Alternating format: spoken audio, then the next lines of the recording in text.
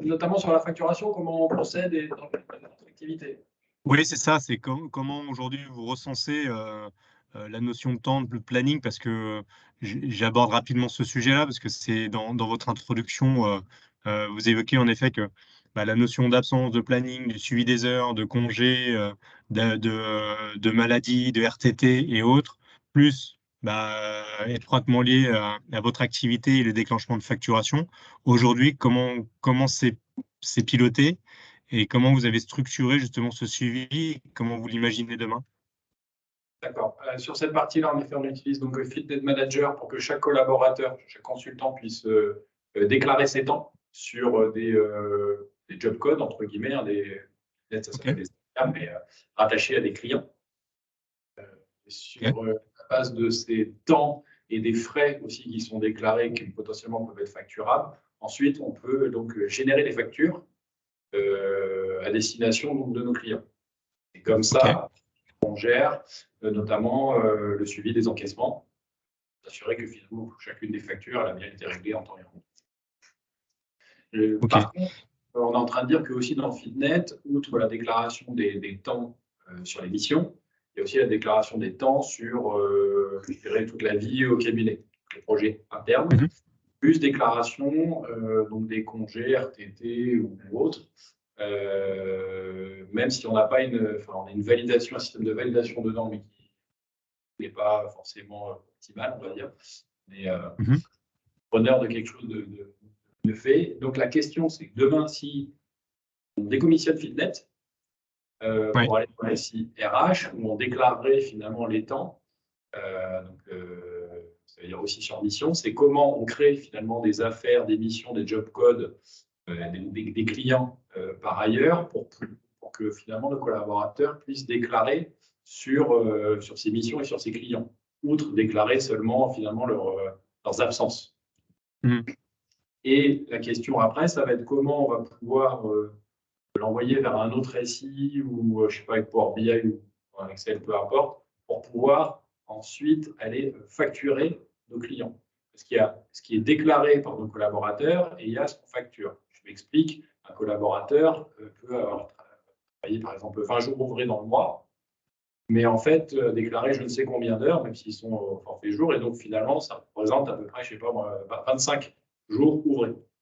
Et Mhm. au final, on va peut-être facturer que 18 jours pour X raisons. Donc finalement, Ouais. la déclaration des temps n'est pas suffisante, nécessaire, mais pas suffisante pour pouvoir faire la facturation. Donc on Mhm. voudrait pouvoir capter l'information par client, projet, affaire ou job code et par collaborateur, tant en termes de jours ou demi-jours ouvrés en fait, de déclaration, en termes de nombre d'heures, et ensuite, il faudra avoir une phase entre guillemets d'ajustement qui viendrait piloter la phase de facturation par la suite. Compris.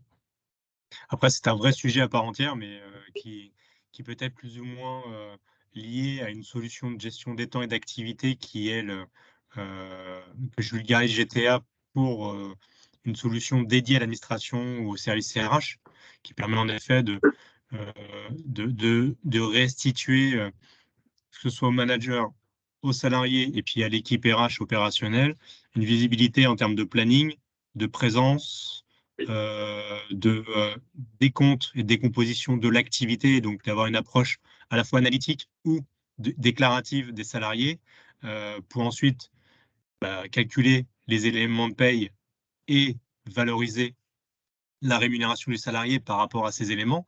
Donc, ce qui m'amène une question, c'est est-ce qu'aujourd'hui, vous challengez aussi vos partenaires Silae et vous Quadratus sur ces sujets justement de gestion des temps, de planning et de décomposition de la rémunération de vos salariés. Et en parallèle, je comprends bien aussi votre sujet lié à votre activité, de suivre l'affaire, l'activité ou le projet chez vos clients pour ensuite dire, OK, Florent a déclaré cette semaine avoir travaillé, je sais pas, 40 heures pour le client Total. OK, c'est 40 heures. Qu'est-ce qui était prévu dans la semaine? À quoi correspondent ces heures? Quelles sont les heures qui sont à facturées auprès du client et quelles sont les heures qui sont à comptabiliser d'une manière RH pour éventuellement soit déclencher une prime liée aux heures supplémentaires. Je ne sais pas si tous vos consultants sont au forfait jour ou à un contrat horaire, à savoir 39 heures, 38 heures, avec les accords de temps que vous avez peut-être déjà définis au sein du cabinet. Et du coup, c'est deux sujets qui s'imbriquent, mais qui finalement peuvent être amenés à ne pas répondre à 100% par rapport aux outils du marché.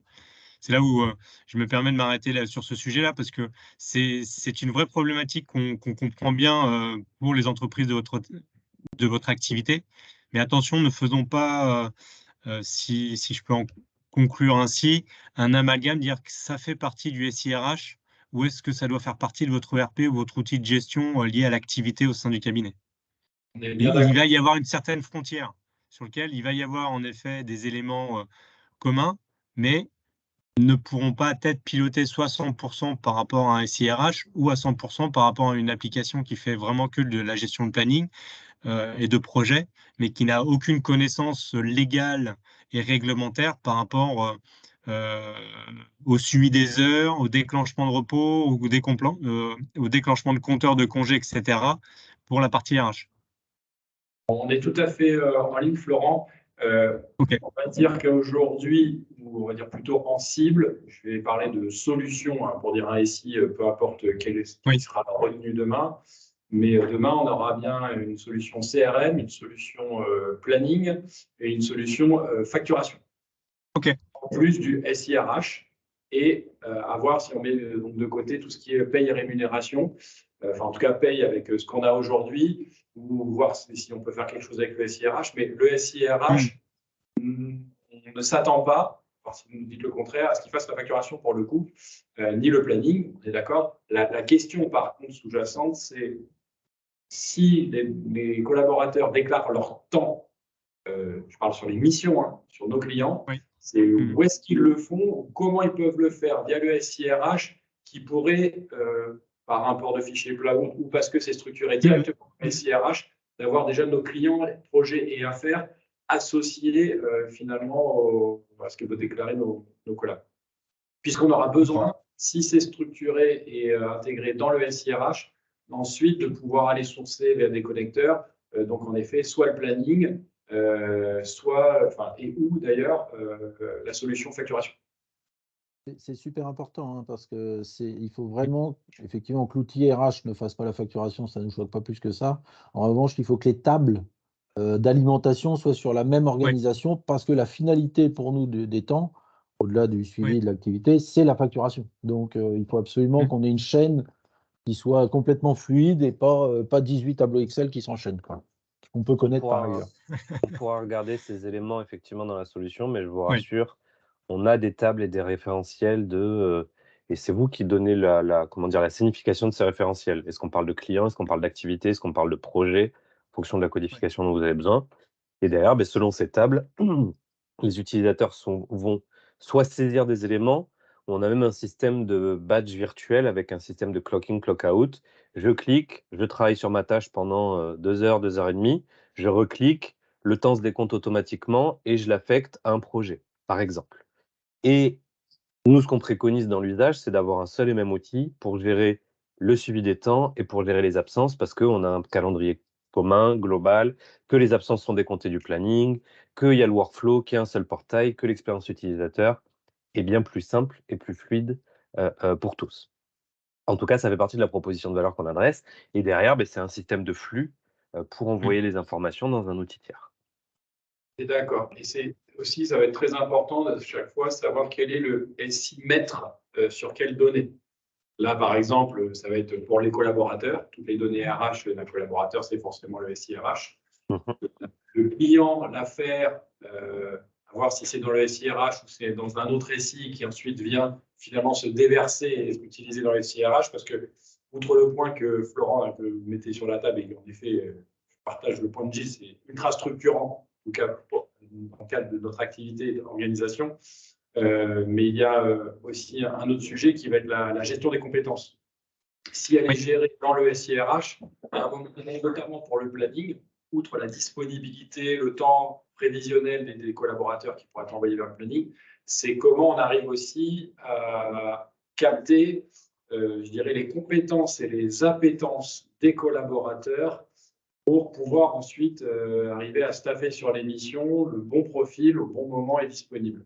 C'est-à-dire qu'il y aura un certain nombre d'informations qui pourraient être mises dans le SIRH qu'on ira véhiculer via connecteur dans un outil planning derrière. Ok.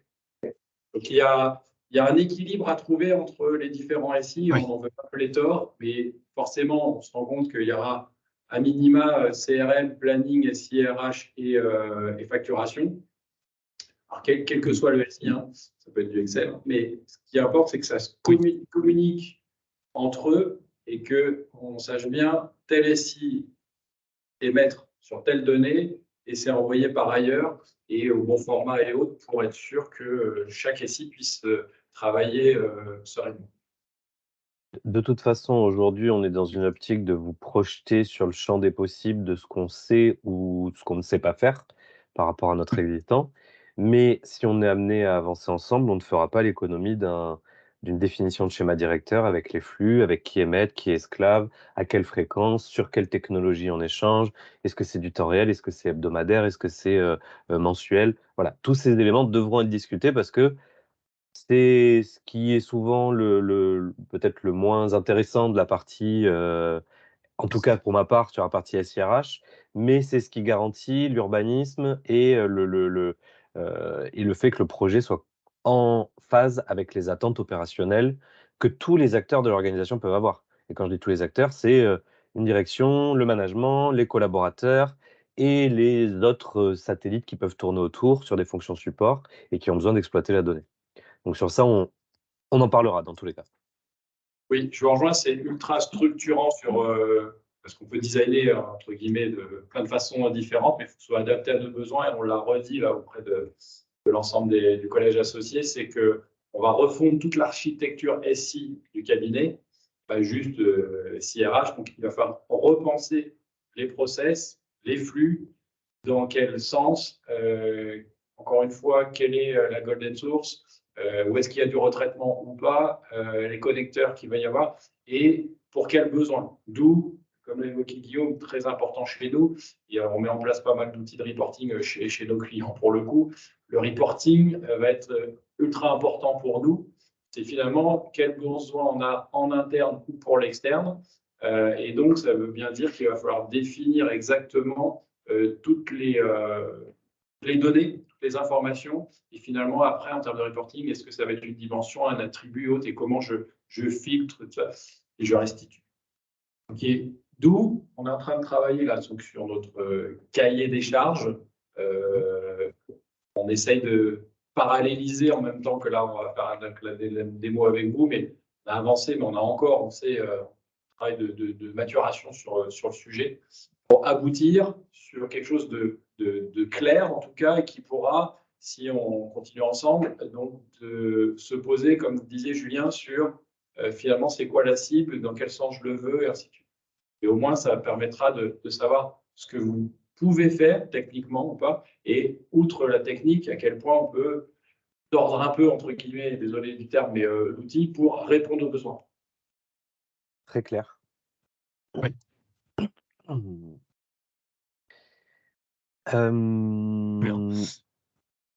Je vous propose de prendre la main. Oui, voilà. Et de partager mon écran. Hop. Donc, je vous propose un échange en 2 temps. Un premier temps qui sera très rapide, qui va simplement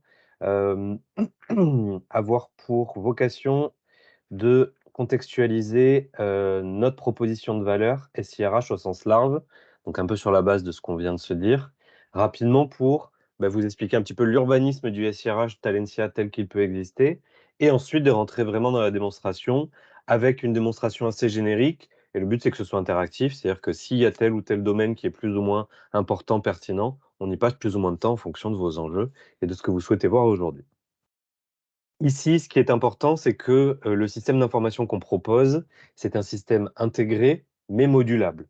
C'est-à-dire qu'on s'appuie sur un socle qui apparaît en un peu plus clair au milieu, qui est le corps RH, dans lequel on va avoir les dossiers salariés, le dictionnaire de données, le portail, les organisations, les confidentialités des utilisateurs, qui va être notre socle, autour duquel on va activer ou pas les différentes briques dont on a besoin. Certains de nos clients vont mettre en place la paye, d'autres non. Certains vont se focaliser sur la formation, les entretiens professionnels. D'autres parleront d'acquisition des talents avec la partie recrutement, ATS, pré-boarding, onboarding. On a des clients qui vont avoir des problématiques de gestion des compétences, de gestion des objectifs, donc dans un ensemble global qu'on appelle la performance, via des entretiens, des évaluations, que ce soit un entretien classique, le manager qui évalue son collaborateur, ou via du feedback qui peut se faire au fil de l'eau, au fur et à mesure des missions, des projets sur lesquels on travaille, de façon peut-être matricielle, ou éventuellement des évaluations type 180 ou 360 degrés. On a un champ des possibles qui est assez large en termes d'usage, étant donné qu'on est dans une solution qui est collaborative. Au-delà de ces éléments, on va avoir tout ce qui est suivi et gestion de carrière. Quand on parle de gestion de carrière, c'est comment on analyse ces données, comment on fait une people review, est-ce qu'on segmente les populations via une matrice type Ninebox, est-ce qu'on identifie des plans de carrière, des plans de succession, des plans de rétention, des plans d'action au sens large, en fonction des besoins. On va avoir une brique rémunération qui va nous permettre notamment de piloter tout ce qui est révision salariale, à savoir, j'ai une équipe de management auprès de laquelle je mets à disposition un budget d'évolution de rémunération des équipes qui va derrière être réparti selon des propositions qu'on va consolider en termes de reporting pour les valider ou pas selon un circuit de validation. De façon transverse, et je reviens sur ce que vous évoquiez et apparemment qui est un enjeu fort dans votre contexte, on a une solution de reporting qui est une solution de reporting collaborative. Alors en fait, on a 2 niveaux de réponse en termes de reporting dans notre offre. Les clients qui font le choix de partir avec Talentia sur la partie paye, on a du reporting qui s'appuie sur la paye pour tout ce qui va être suivi des payes, les payes sensibles, les écarts, etc. Mais tout ce qui est bilan social, tout ce qui est index égalité homme-femme, tout ce qui est reporting très social, légal, va s'appuyer sur le back-office de paye.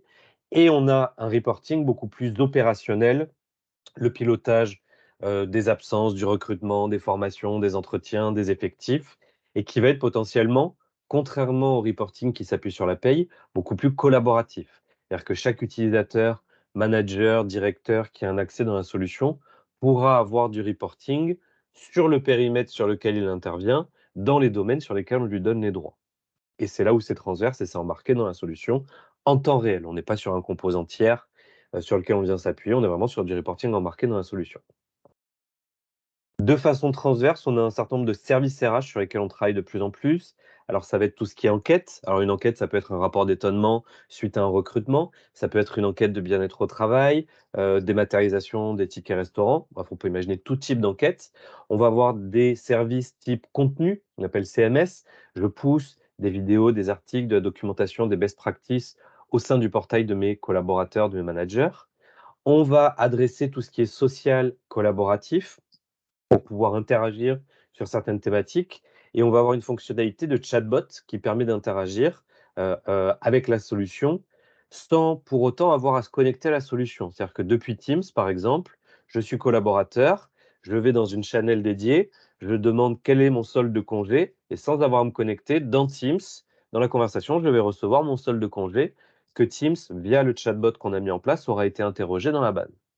Donc, on travaille beaucoup sur ce type d'interaction pour simplifier l'usage et l'accès à la donnée.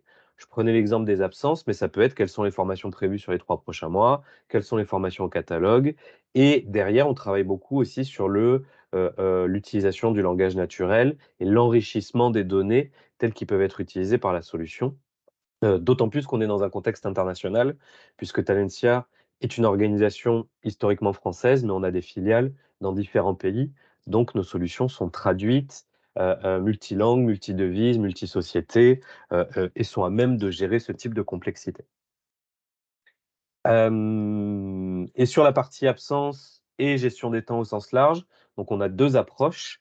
On a une première approche qui est le fait d'avoir un module de workflow, de demande d'absence, de congé, dans notre solution, avec un module de suivi des temps dont on a parlé, que je vous présenterai rapidement, dans lequel mensuellement, on va venir saisir les temps qu'on a fait jour après jour et les activités. Et on a une deuxième approche pour les clients qui ont des besoins plus avancés, et Florent parlait tout à l'heure de GTA, de gestion des temps et des activités, ou si on a besoin de faire de la planification sous contrainte, etc., de gérer des cycles horaires, des choses plus complexes, on s'appuie sur un partenaire qui s'appelle Asys, où on embarque sa GTA.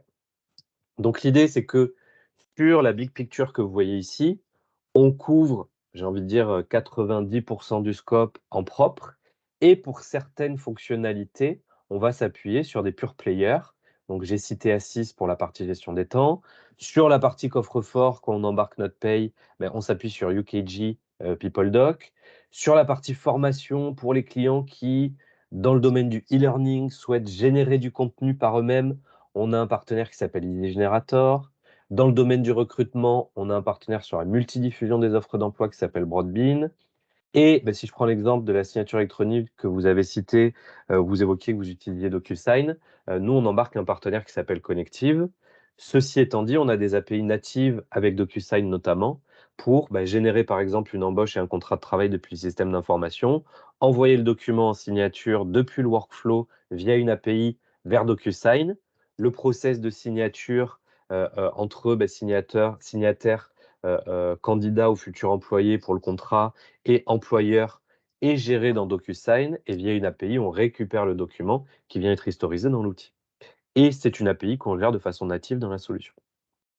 Donc, ce qui est important pour revenir de façon globale sur l'interopérabilité, c'est que nous, on gère, ou on a vocation à gérer l'écosystème SIRH au sens large, mais la réalité, c'est que vous avez des existants, vous avez des contraintes, vous avez peut-être des outils best of breed qui répondent mieux que ce que nous, on peut embarquer de façon globale, et auquel cas, on rendra interopérable la solution en fonction de ces enjeux, même si notre vocation, c'est de digitaliser le parcours du collaborateur de bout en bout, depuis son recrutement jusqu'à son départ, en passant par toutes les étapes du cycle de vie qu'il peut avoir au sein de l'organisation.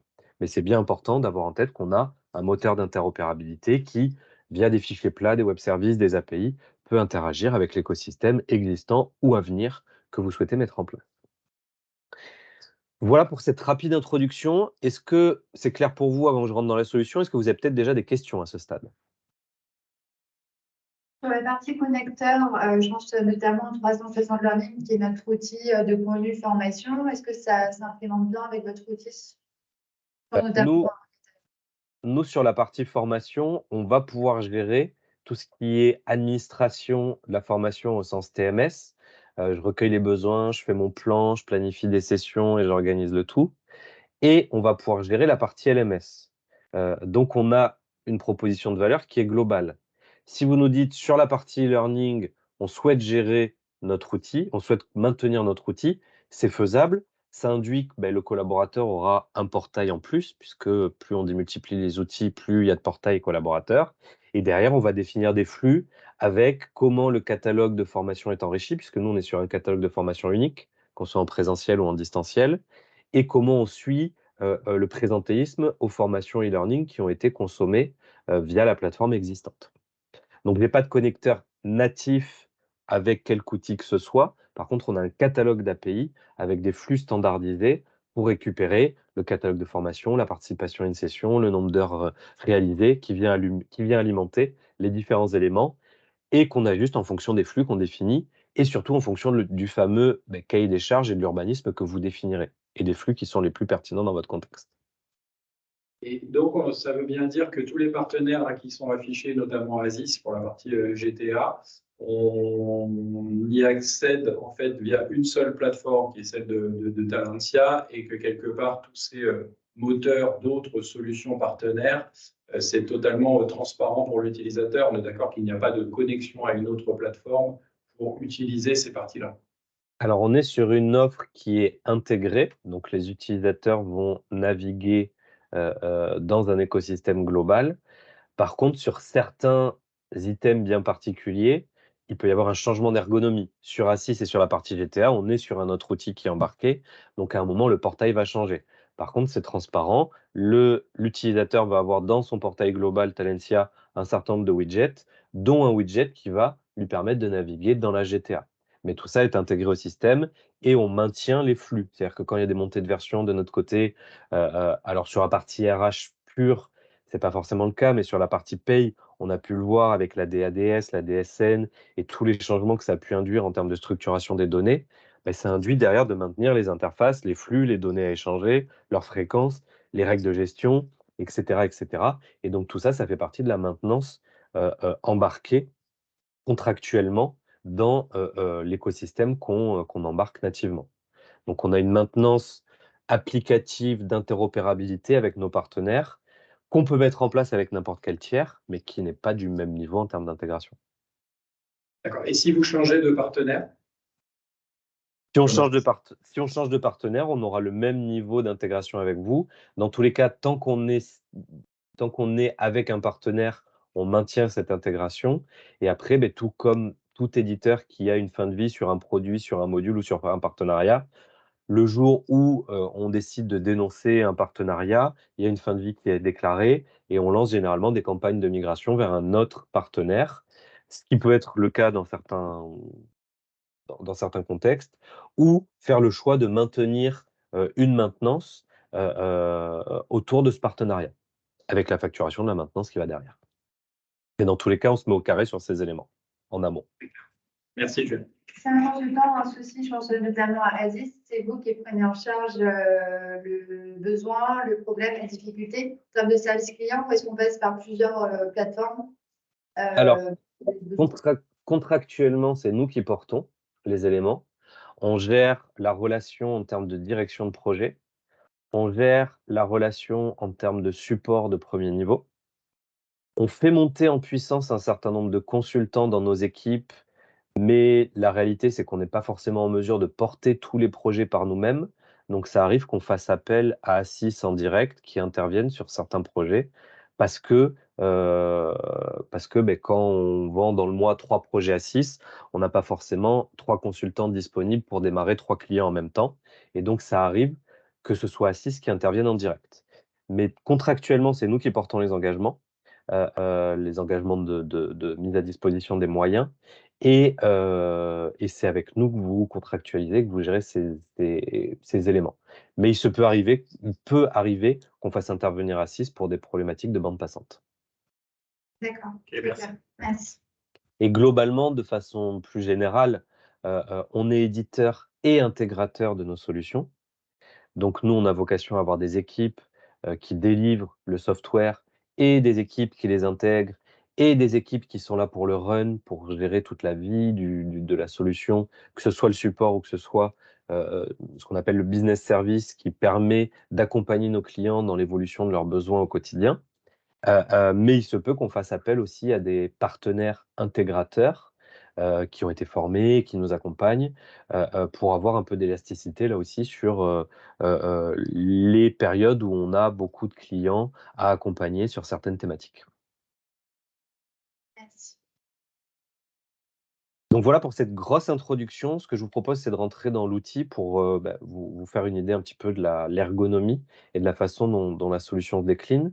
Ici, je vais me connecter dans un premier temps en tant que gestionnaire RH et je vais accéder à un portail dans lequel j'ai, parce que je l'ai défini comme ça, un certain nombre d'alertes. Donc là, j'ai une première alerte sur une fin de CDD, j'en ai plusieurs, et je vais accéder à mon portail sur lequel je vais avoir un certain nombre de reporting qui apparaissent et qui me permettent d'accéder aux éléments clés dont j'ai besoin. Ce qui est important, c'est que ce tableau de bord que vous voyez apparaître, c'est vous qui allez le définir. C'est-à-dire que les indicateurs que vous voyez, ce sont des indicateurs en temps réel. Donc on voit là, ils se rafraîchissent sur la base de la lecture des données présentes en base. Et le principe, c'est qu'on a une bibliothèque d'indicateurs prédéfinis sur la base des différents modules et des différentes fonctionnalités que je vous ai présentées. Et en fonction de ce qui est activé ou pas, vous aurez accès ou pas aux différents modules et aux différents contenus, que ce soit sur les points de menu sur la gauche ou dans le contenu des différents indicateurs qu'on vous met à disposition. Et la réalité, c'est qu'on a beau vous livrer 200 indicateurs, vous avez toujours besoin du 201e, vous en avez toujours besoin pour un avant-hier. Donc l'idée, c'est que vous soyez en mesure par vous-même de créer vos propres indicateurs, que ce soit des compteurs, que ce soit des graphiques, des tableaux de bord, des tableaux croisés dynamiques. Donc on a plusieurs modalités. Et le principe, c'est que quand vous allez créer un indicateur, vous allez avoir un système de wizard qui va vous guider sur la façon dont vous allez avoir besoin de créer cet indicateur. Si je prends un exemple concret, ici, j'ai un indicateur qui est le pourcentage de femmes dans mon organisation. Cet indicateur, j'ai un petit stylo ici, puisque je l'ai créé, donc je peux le modifier, qui permet d'indiquer un certain nombre d'éléments sur les paramètres de base, et j'ai un wizard qui apparaît en haut sur les différentes étapes pour configurer cet indicateur. Donc là, j'ai le nom de l'indicateur, le petit logo que je veux faire apparaître, quelle est la population sur laquelle je m'appuie. Je parlais tout à l'heure de confidentialité des données, à qui je souhaite rendre visible cet indicateur. Ici, je l'ai rendu visible pour tous les profils RH France. Ça pourrait être pour les managers, ça pourrait être pour certains RH, certains managers, en fonction de confidentialité que je définis. Ensuite, on va voir les critères. On a un critère qui est très important dans la solution de façon globale, c'est le mode de filtrage dans le temps. Est-ce qu'on veut la donnée à un point précis dans le temps, à la date du jour, au premier jour du mois en cours, au dernier jour du mois passé? Et on a fait un gros travail sur la datation des données dans la solution et sur son exploitation en termes de tableau de bord. Je vous le montrerai par la suite. On a des timelines sur lesquelles on peut se positionner et on va voir tous les indicateurs qui se rafraîchissent en fonction de la date ou du moment sur lequel on se positionne. Au-delà de ce mode de filtrage qui est le fait de dire je veux les données rafraîchies à la date du jour, je peux aussi avoir des filtres sur des populations. Je veux les cadres, je veux les personnes qui ont tel emploi, telle activité, telle société, tel établissement, selon les données que j'ai en base. Ensuite, je vais définir quels sont les résultats détaillés que je souhaite faire apparaître quand je clique sur cet indicateur. Donc ça va être la liste des colonnes qui vont apparaître. Et là, on est sur du paramétrage simple, c'est-à-dire que c'est vous qui allez chercher dans la base de données les rubriques qui sont pertinentes et que vous souhaitez afficher ou pas, éventuellement les classer, les trier en fonction de vos besoins. Ensuite, on va voir les options de visualisation. Est-ce que je veux l'indicateur plus ou moins gros? Les données qu'on sélectionne. Donc là, en l'occurrence, on parle du pourcentage relatif de personnes dont le sexe est égal à féminin, pour avoir le pourcentage de femmes dans l'organisation. Et le dernier paramètre que j'ai mis en place, c'est un système de seuil qui me donne une alerte visuelle. J'ai défini de façon totalement arbitraire qu'entre 41 et 59% de femmes dans l'organisation, mon système était paritaire et donc l'indicateur apparaissait en vert. En dessous ou au-dessus, l'indicateur apparaît en rouge, ce qui est le cas ici. L'exemple que je viens de vous montrer sur la base d'un indicateur de type compteur, je pourrais avoir exactement le même sur n'importe quel type d'indicateur qu'on voit apparaître à l'écran. Là, par exemple, j'ai fait un camembert sur des sessions de formation par statut, sauf que la différence, c'est la visualisation graphique qui peut être soit circulaire, qui peut être soit sous forme de ligne, sous forme de barre, sous forme de radar, de nuages de mots-clés, de nuages de points, etc., etc. Donc, on a différentes modalités graphiques que vous pouvez utiliser, entre guillemets, à tâtons au fur et à mesure des graphiques que vous souhaitez exploiter, puisqu'on est sur quelque chose d'orienté utilisateur. Vous créez un indicateur, vous le sauvegardez, vous le prévisualisez. Ah ben non, c'est pas ce que vous souhaitiez faire. Vous le modifiez, l'axe, etc., pour arriver au type de tableau de bord que vous voyez apparaître ici. Donc, ce qui est important quand on évoque ici le paramétrage des indicateurs, c'est le fait que la solution soit orientée utilisateur. Nous, notre proposition de valeur, c'est de vous accompagner en transfert de compétences sur, d'une part, l'usage de la solution dans ses standards, mais d'autre part, l'enrichissement des standards qu'on livre préparamétrés. Je citais tout à l'heure le fait qu'on ait à peu près 200 indicateurs. C'est le même principe pour les processus. On a à peu près 200 processus livrés préparamétrés. On n'est pas à l'abri que vous ayez besoin d'un processus qu'on livre avec 3 niveaux de validation et que vous en avez besoin de 4, auquel cas on va cloner ce processus et ajouter l'acteur qui va bien pour répondre à vos enjeux. Donc l'idée, c'est d'adapter, soit on est dans un système d'adaptation à l'usage de la solution, soit on est dans un système d'adaptation de la solution à votre usage et à vos besoins. Et ça peut être un mix des deux.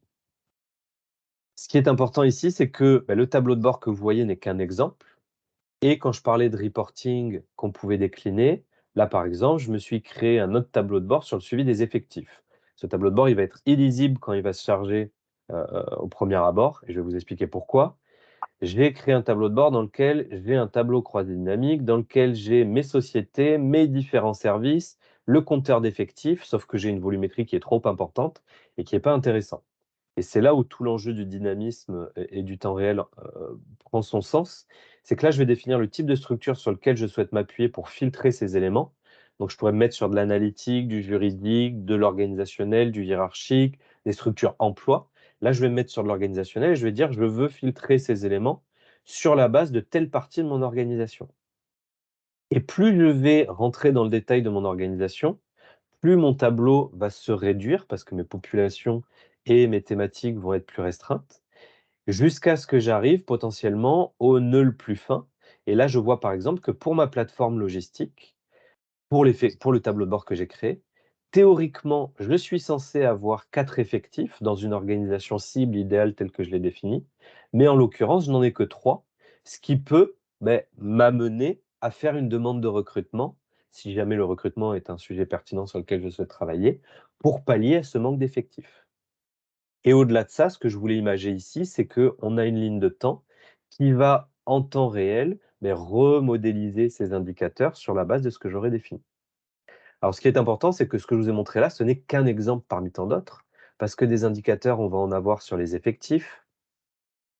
Je vais ouvrir plusieurs tableaux de bord en même temps pour vous montrer un petit peu le champ des possibles. On peut en avoir sur la diversité, sur, par exemple, la performance. Quand je parle de performance, ça va être les compétences, les objectifs.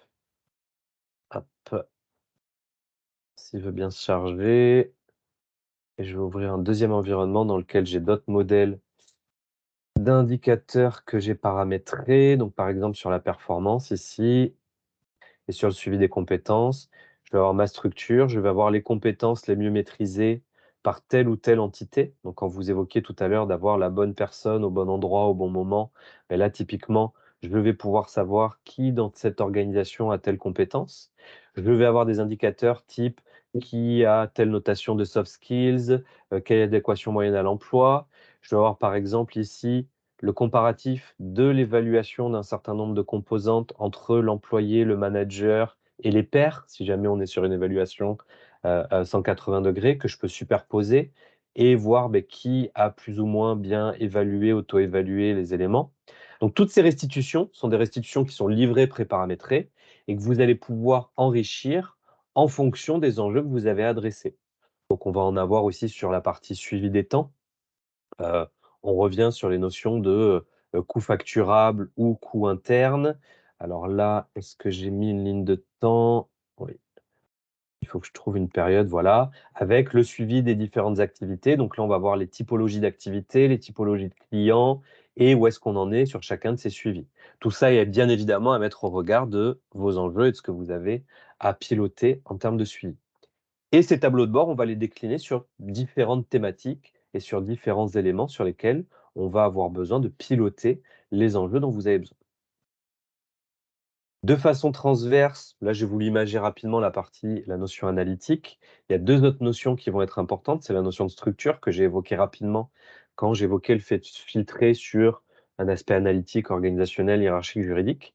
La solution se décompose en 8 structures différentes: organisationnel, juridique, emploi, hiérarchique, personne à personne, fonctionnel, analytique. Une structure dédiée à la révision salariale, parce que dès qu'on met en place des process avec des enjeux pécuniers, on se rend compte que ce n'est pas toujours le manager de proximité qui est en charge, mais c'est peut-être le N+2 ou le N+3, donc on est sur des structures un peu différentes du manager qui valide les congés ou de celui qui valide l'entretien, par exemple.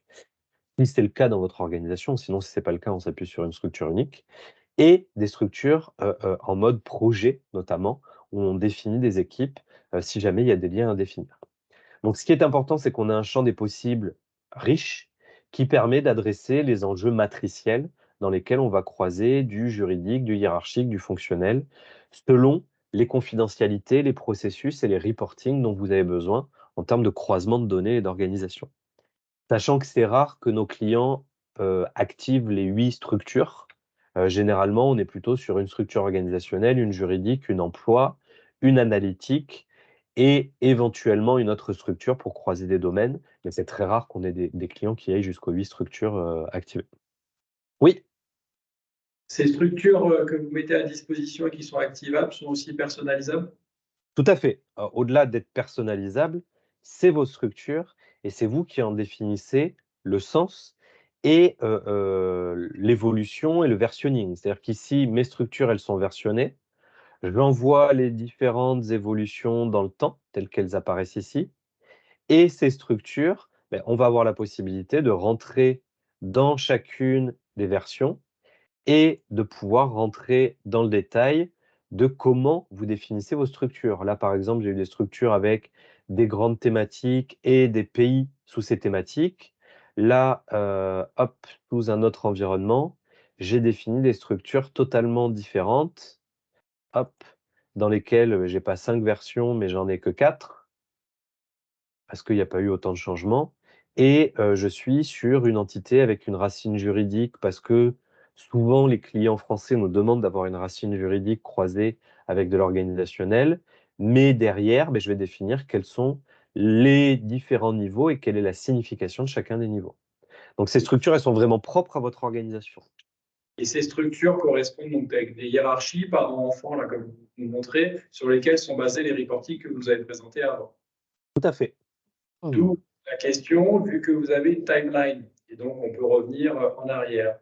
Si je fais par exemple un reporting au 31 mars 2023 et d'un seul coup je vais être au 31/12 donc 2022 pour voir finalement quelle était la représentation à cette date-là, mais que finalement ces structures, ces hiérarchies, il y en a une, par exemple organisationnelle, je l'ai modifiée en février 2023.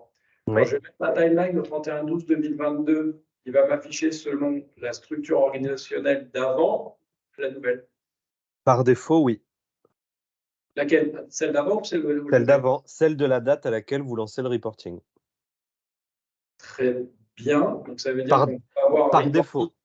Voilà, un reporting avec une date de situation antérieure avec les hiérarchies de structure qu'on avait à cette date-là. Mais est-ce que c'est possible aussi de pouvoir avoir la vision au 31/12/2022 avec la nouvelle hiérarchie? Oui, c'est possible. Alors, ça va être possible à partir de la version 12.7 qui sort dans 2 mois, où on a segmenté justement au niveau de la base de données tous les éléments temporels et on va définir les attributs sur lesquels on souhaite s'appuyer sur telle ou telle période. C'est-à-dire qu'on va dire qu'on prend la structure à telle période, l'affectation du collaborateur à telle période et la donnée source à telle période, par exemple. Et on peut décorréler les périodes pour ne pas forcément prendre la situation de la personne ou sa chaise à un instant T dans l'organisation, mais la chaise qu'elle a aujourd'hui et faire du reporting sur des données antérieures. Donc, c'est une évolution qu'on a travaillé dans le produit.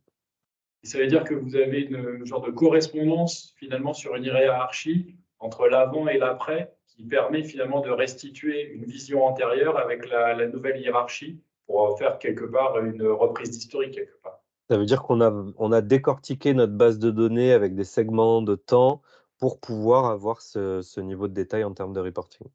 C'est clair, merci. Excusez-moi, j'ai dû répondre à un truc, je n'ai pas entendu du coup, mais si je prends un exemple pour être sûr d'avoir bien compris, on a des collaborateurs, nous, qui évoluent au fur et à mesure de leur vie professionnelle avec des grades de facturation. C'est-à-dire que ces grades de facturation, on est capable de dire, tel collaborateur, il y a 3 ans, il avait tel grade, voilà quel coût il avait associé. On est capable d'avoir cette historisation. Au C'est niveau juste du pour bien être sûr d'avoir compris. Hein. Tout à fait. Au niveau du dossier salarié, on a l'historique contractuel avec les éventuels changements historiques de contrat que vos collaborateurs auront eu. Et je retrouve la fameuse timeline dans laquelle je vois les dates auxquelles il y a eu des grands changements. Et donc, si je me positionne à une date en particulier, le curseur se positionne à cette date et je vais avoir la situation de ce collaborateur à la date définie. Donc, si je parle de rémunération, comme on peut le faire sur du taux horaire chargé pour la formation ou tout autre type de taux de facturation que vous souhaiteriez gérer, ce taux, potentiellement, là, il a changé pour la dernière fois en janvier 2012. Mais j'ai l'historique parce que toutes les données sont datées avec une date de début et éventuellement une date de fin. Et l'historisation, elle est faite à quelle fréquence? À chaque saisie. D'accord, très bien. À chaque fois que vous faites une nouvelle situation, c'est-à-dire que ce collaborateur, potentiellement, je lui crée une nouvelle situation salariée, donc un nouveau contrat, un nouveau emploi, un nouveau tout changement qui peut avoir, qui peut induire des changements dans son dossier. Alors, sachant que la petite particularité, c'est qu'en gestion administrative, Il y a des situations qui peuvent simplement changer le dossier salarié, d'autres qui vont induire un avenant. Donc là aussi, on va avoir des process distincts en fonction des cas de figure. Mais tout process lié à un changement de situation du dossier salarié, pour tout ou partie des éléments dont on va parler, va donner lieu à une nouvelle donnée datée. Et tout ça est sécurisé et passe par des processus, ce qui fait que, au-delà de la notion de thématique, de structure que je voulais évoquer, on a un moteur de processus dans lequel je retrouve toujours ma ligne de temps et je vois que, par exemple, en avril 2023, moi, je n'ai rien fait. Ah si, j'ai un certain nombre d'activités qui ont été lancées, des demandes d'absence, un contrat de travail, 2 embauches, un shortlist, au niveau du recrutement et toutes les activités qui ont été faites mois après mois, je les retrouve. En d'autres mots, à chaque fois que vous faites un changement de dossier salarié, une embauche, une sortie, vous retrouvez l'historique de qui a fait quoi en termes de process et de saisie et de sécurité. Et c'est possible de cliquer pour faire du drill down ou pas? Ah ben, c'est tout l'intérêt. Là, je vais vous prendre un exemple concret. Je reviens en arrière, je me positionne en février 2022. Je vois que parmi toutes les activités qui ont été faites, j'ai des entretiens réglementaires qui n'ont pas été finalisés. Là, j'en ai 12 qui sont toujours en cours, alors qu'on est en avril 2023. Je clique sur les 12 et je rentre dans la liste des 12 entretiens qui n'ont pas été finalisés. Et je peux individuellement ou collectivement rentrer dans l'entretien et pourquoi pas forcer, faire une relance, déléguer les activités. Je reviens sur la notion de drill down que vous évoquez. La solution et toute l'analytique qu'il y a derrière a été faite pour être vraiment data driven. C'est-à-dire qu'on crée des indicateurs et on navigue dans les indicateurs pour forer dans la donnée et pour lancer des activités. Je vous montrerai par la suite. Je prends un exemple concret franco-français sur les entretiens professionnels avec la récurrence des 2 ans qui doit être suivie. On a un tableau de bord dans lequel on a tous les collaborateurs qui ont un entretien professionnel à faire parce qu'ils arrivent à l'échéance des 2 ans qui est poussée. On clique sur les indicateurs, on sélectionne tout ou partie des personnes et on lance le process depuis l'indicateur directement. Et ça prend 15 secondes. Très bien. Et ici, j'ai un exemple d'entretien, par exemple, bilan à 6 ans, dans lequel j'ai les différentes questions, les demandes de formation qui vont alimenter mon plan de formation par la suite automatiquement. Alors, plan de développement des compétences, plus récemment nommé, et tout ça interagit directement. Et pour ajouter une question, comme une question sur l'entretien professionnel, c'est ajoutement. J'ai pas entendu. Pardon, sur le thème, sur les entretiens annuels professionnels, si on veut ajouter une question, modifier une question, supprimer une question, enfin, faire ce qu'on veut, c'est nous directement par la plateforme. Bien évidemment. Okay. Alors, je vous rassure, on a créé une trame d'entretien professionnel et de bilan à 6 ans. C'est un sujet que je maîtrise bien parce que c'est moi qui ai porté ce projet à l'époque de la réforme de la formation. On a pris la trame que le gouvernement avait préconisée lors de la réforme de la formation. On n'a aucun client qui utilise la trame du gouvernement. Chaque client a personnalisé sa propre trame. Donc, vous avez la possibilité, et c'est vrai pour l'entretien professionnel, mais c'est vrai pour tout autre type d'entretien, ou de questionnaire ou d'enquête, de configurer vos propres trames. Donc là, par exemple, j'ai créé un formulaire d'entretien annuel de performance. Et tout comme on l'a vu sur la partie indicateur où vous avez un wizard avec les différentes étapes, pour le formulaire ici, vous allez ajouter des questions. Vous allez définir le type de question dont il s'agit, choix unique, choix multiple, etc. Et en fonction du type de question, vous allez retrouver le wizard avec les différentes étapes.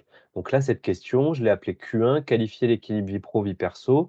Elle est obligatoire, elle est notée. J'ai un certain nombre de réponses qui sont proposées parce qu'on est sur une question fermée. Donc ça peut être une échelle d'évaluation que j'ai utilisée dans l'outil, que j'ai importé via un fichier Excel ou que j'ai saisi. Et derrière, j'ai toute la mise en page qui va bien. Là, par exemple, est-ce que je veux que cette question elle soit répondue sous forme d'étoile, sous forme de radio-bouton, sous forme de liste déroulante, sous forme de NPS? Hop, c'est trop vite. Et en fonction de ça, je vais définir mes questions les unes après les autres. Et toujours pareil, j'ai la possibilité de prévisualiser le questionnaire tel qu'il sera visible pour l'utilisateur final. Et l'idée, c'est vraiment que vous configuriez ces éléments en fonction de vos besoins. Et là, pareil, on vous forme à l'usage de cet outil d'éditeur de questionnaire, sachant qu'on est sur quelque chose de relativement simple et orienté utilisateur. Petite question qui n'a pas grand-chose à voir avec l'association d'idées. Est-ce que vous avez une veille des obligations, typiquement en matière d'entretien ou ce genre de choses? pour nous alerter, faites gaffe, le gouvernement a sorti un truc. Alors, on a une veille qui est née à l'histoire de Talentia. Je ne sais pas si Florent vous a expliqué d'où on venait et que vous ne nous connaissez Non, peut-être pas, voilà, sous le nom de Talentia, parce qu'historiquement, on s'appelait Lefebvre Software et on était la filiale informatique des éditions Lefebvre-Sarru, plutôt connue dans le domaine de la veille légale et conventionnelle autour de la paye et de la finance. Donc, de par cet historique, on a une grosse ADN autour de la veille, d'autant plus qu'on est aussi éditeur de paye, historiquement. Et donc, on fait de la veille et on envoie des newsletters à nos clients pour se tenir informés sur tout un tas d'éléments sur lesquels on fait évoluer, d'une part, nos solutions quand c'est nécessaire, mais d'autre part, on préconise aussi de faire évoluer le paramétrage de la solution auprès de nos clients quand il y a peut-être une nouvelle fonctionnalité qui peut être mise à jour assez simplement, sans passer par une évolution ou par une montée de version. Donc en tout cas, on essaye de travailler beaucoup sur la partie veille et on a une approche au-delà du build et donc de la mise en place du projet qu'on définit. On a une phase de run dans lequel vous avez un business leader qui vous accompagne à l'usage de la solution une fois que vous la mettez en production et qui vous accompagne aussi sur ces sujets de veille et de attention, il y a telle thématique légale, conventionnelle qui va évoluer. Comment vous la prenez en main? Est-ce que vous avez prévu? Est-ce que vous avez besoin que Talentia vous accompagne sur de la formation, sur du paramétrage, sur la mise en place d'une fonctionnalité complémentaire? Ça fait partie des échanges sur lesquels on a une comitologie pour vous accompagner une fois que vous êtes en production. Et pour tout type de formulaire, comme pour ce formulaire d'entretien annuel de performance, tout ce qui va être saisi de l'ensemble des collaborateurs va être historisé dans des bases avec timestampé et ainsi de suite. D'où, avec ce que vous avez montré avant, on va pouvoir faire des reporting aussi pluriannuels, d'évolution et tout ça, on est d'accord? On est d'accord. Et vous aviez parlé au tout début de signature électronique. Donc là, ça peut être, par exemple, sur le formulaire aussi, il pourrait y avoir signature électronique par le collaborateur à une date donnée avec soit le collaborateur, son manager ou toute autre personne qu'on aurait pu affecter à ce collaborateur. Alors, on a plusieurs niveaux de réponse par rapport à ça, sur la signature et sur le suivi des processus. C'est que selon les processus, la notion de signature électronique ou de cachet informatique ou de validation et d'historisation des éléments peut être à géométrie variable. Concrètement, ici, je vais prendre un process, un process d'embauche. Nouvelle embauche avec génération de contrat et signature électronique. Donc, dans ce process, on va pouvoir piloter les différentes étapes qui ont eu lieu. Je vois combien d'acteurs sont à quelle étape du process et j'ai un tableau Kanban qui me permet de visualiser graphiquement qui en est où. À savoir que dans ce process, j'ai une première étape qui s'appelle version préliminaire où je saisis les éléments du futur collaborateur. Une deuxième étape où je fais un aperçu du contrat de travail. Une étape suivante où je l'envoie en signature employeur, signature candidat futur employé. Il peut arriver qu'il y ait une erreur de signature parce que refusé, pas signé dans le temps imparti. Et derrière, on reçoit la signature. Cet exemple que je vous présente là, c'est pareil pour les workflows d'entretien, les demandes d'absence, etc. On va retrouver ces différentes étapes qui seront différentes d'un process à l'autre. Quoi qu'il en soit, ces process peuvent être mis en lien avec un document. Donc là, j'ai tout l'historique qui est le suivi électronique, qui a fait quoi, qui a validé à quelle heure et à quel moment les éléments. Si on veut aller plus loin, on peut avoir une signature électronique, qui soit une signature électronique simple, embarquée dans la solution, notamment pour les entretiens, ou une signature électronique avancée. Alors là, vous m'excusez, c'est un modèle de contrat en anglais, mais le principe est exactement le même, où j'ai mes champs de fusion qui viennent alimenter le modèle du contrat, et j'ai la signature qui a été apposée, que ce soit par Connective ou par DocuSign ou par YouSign, qui va venir certifier l'authenticité du document. La grosse différence qu'on va en voir, potentiellement, c'est le coût. C'est-à-dire qu'avec DocuSign, vous avez un coût à la signature, là où nous, on embarque une signature simple, mais qui est embarqué dans le coût du corps RH et qui n'embarque pas de coût de signature à chaque fois que vous faites signer un document. Donc, selon, entre guillemets, le niveau de sécurité, de signature, de validité que vous souhaitez mettre sur les différents process, ça peut être à géométrie variable en termes de type de signature. Et juste une question, tout au bout de la chaîne, il y a un système d'archivage des documents signés, par Ah, exemple, par un collaborateur? Alors, tous les documents sont archivés au niveau du dossier salarié. Et donc, dans le dossier salarié, je vais retrouver l'exhaustivité des documents. Quand je vous ai montré tout à l'heure, hop, ici, le dossier salarié avec tout ce qui est lié à la personne physique, tout ce qui est lié à ses relations contractuelles et tout ce qui est lié à son développement, ici, j'ai la possibilité d'avoir l'archivage de tous les documents, que ce soit ses entretiens, ses formations, etc., qu'on aura souhaité archiver et éventuellement catégoriser par thématique. C'est-à-dire que j'ai certaines données qui vont être en lien avec l'administration RH. Est-ce que j'en ai d'autres? Je peux en avoir un, le CV par exemple. Je peux en avoir dans le domaine de la formation, des entretiens qui vont être historisés. On peut définir notre propre arborescence de classement? C'est vous qui définissez les D'accord. thématiques. Et c'est hébergé où tout ça? Tout ça est hébergé dans la solution. Oui. Alors, selon selon le type d'approche que vous avez, si on parle du SIRH seul, sans la paye, on a une approche qui est mutualisée sur des serveurs chez Aruba, qui est notre hébergeur en Italie. Heu, Pourquoi chez Aruba en Italie? Parce qu'historiquement, on a, la cellule R&D de toute la partie talent management qui est basée en Italie et on voulait qu'il y ait une proximité entre les équipes techniques et les équipes d'hébergement. Donc en tout cas, on est en Europe et on est basé en Italie avec un serveur ISO, redondé de façon classique et quand on est sur un SIRH plus global qui embarque la paye, on fait héberger en France chez Econocom, pour être plus proche là aussi des équipes paye franco-françaises, heu heu, avec un hébergement là aussi avec le même niveau de sécurité, de normes, ISO. Et dans les contrats sont précisés les temps de retour à la normale, et cetera, et cetera?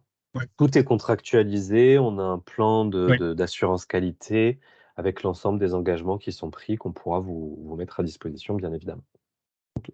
Et tout ça fait partie des contrats dans tous les cas. Et également toutes les pratiques RGPD, enfin voilà, Ouais. de sécurité de la donnée, gna gna gna, gna gna gna, quoi. Sur la partie RGPD, il y a plusieurs aspects. Oui. Il y a la Ouais. partie, hébergement, sécurité et confidentialité de l'accès aux données. Donc nous, les personnels, que ce soit côté hébergeur ou de notre côté, sont formés déjà et ont des accords de confidentialité. Ça, c'est un premier sujet. Ensuite, on a la partie applicative avec la capacité d'auditer les données, de recueillir le consentement des collaborateurs, d'anonymiser ou d'effacer et de purger les données qui seraient obsolètes, via des process, qui sont normés dans la solution.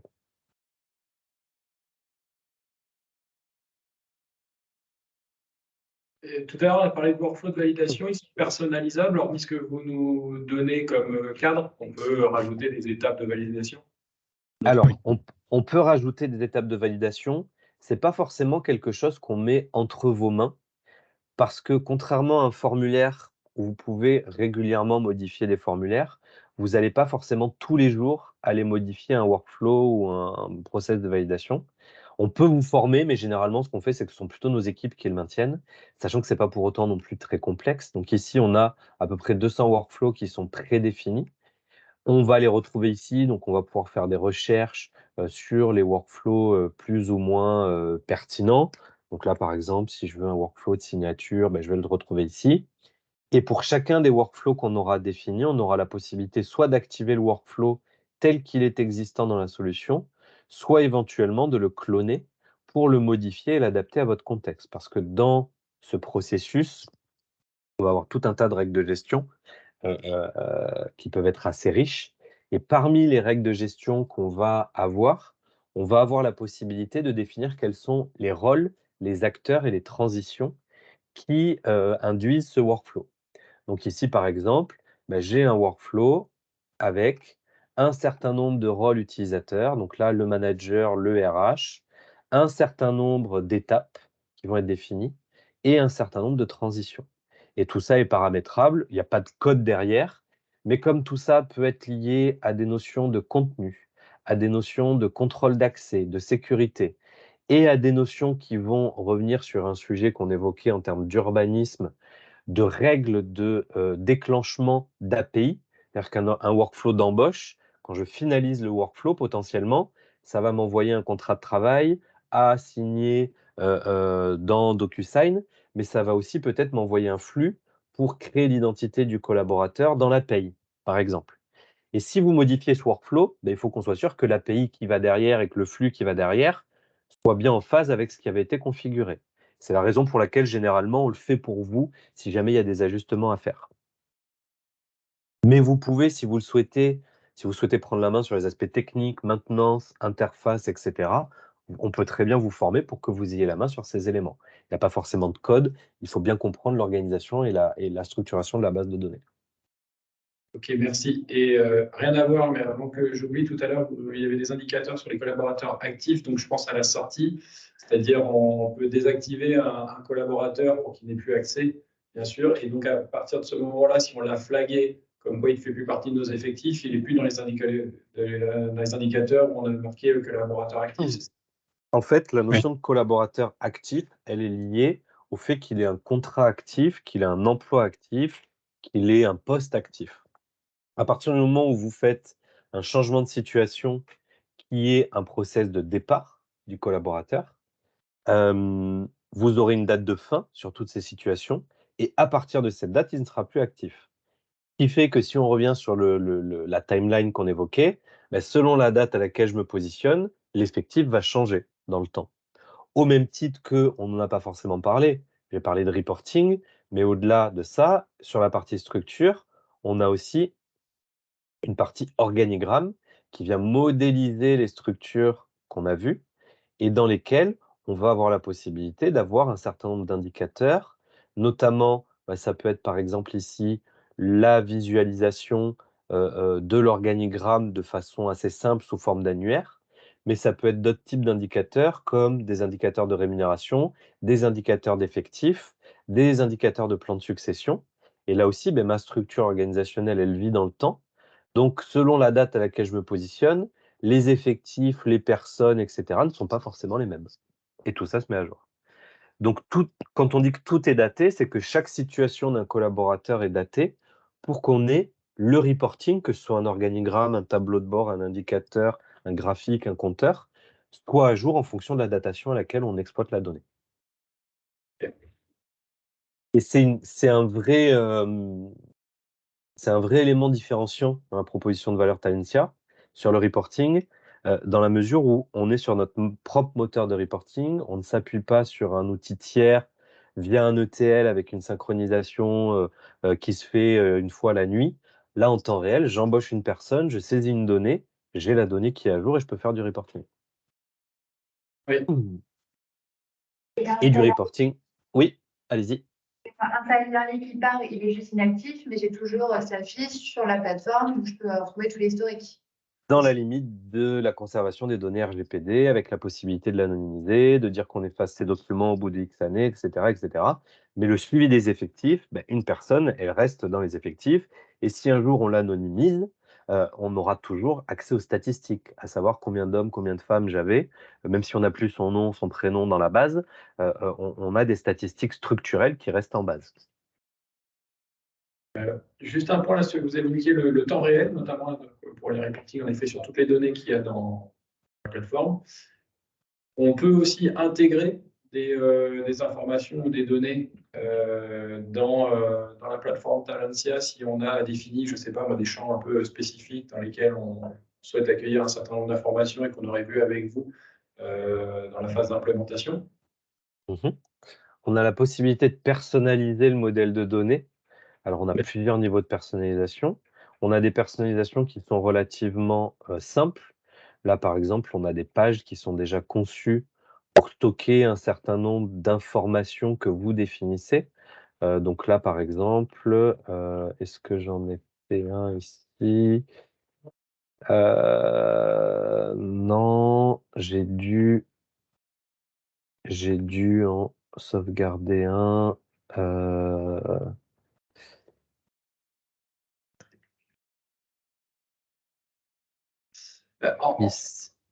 Voilà, des données complémentaires où Oui. vous définissez le type de données. Là, par exemple, j'ai fait l'affectation d'appareils, défini des ordinateurs, des tablettes, etc.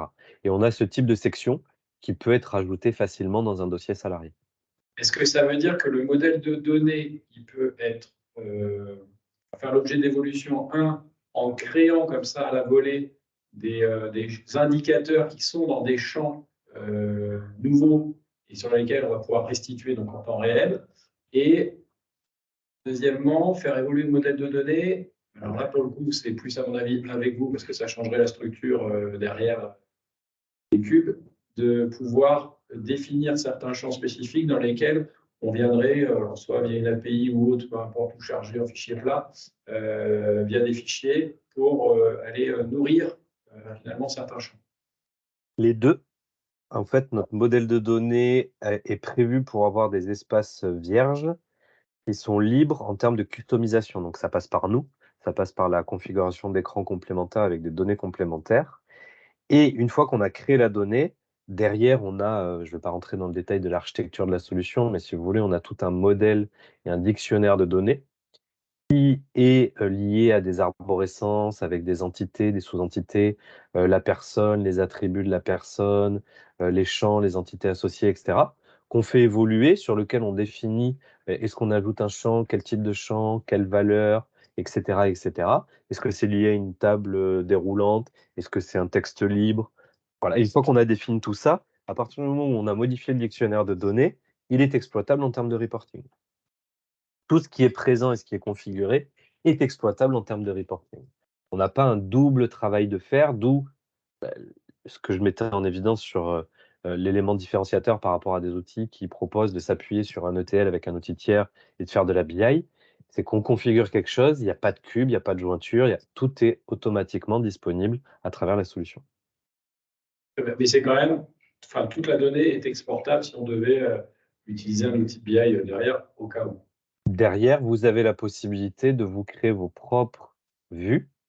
Donc, quand on parle d'export, ça peut être soit du fichier plat, soit de l'API, mais vous avez même la possibilité, si vous souhaitez simplement vous créer une recherche avancée, vous vous définissez une vue et dans cette vue, vous définissez le modèle de population sur lequel vous filtrez. Vous définissez la liste des colonnes que vous souhaitez afficher. Vous pouvez l'exporter sous un fichier Excel CSV et le recharger dans une autre base pour l'exploiter si vous le souhaitez. Ou on peut l'automatiser plus si on le souhaite.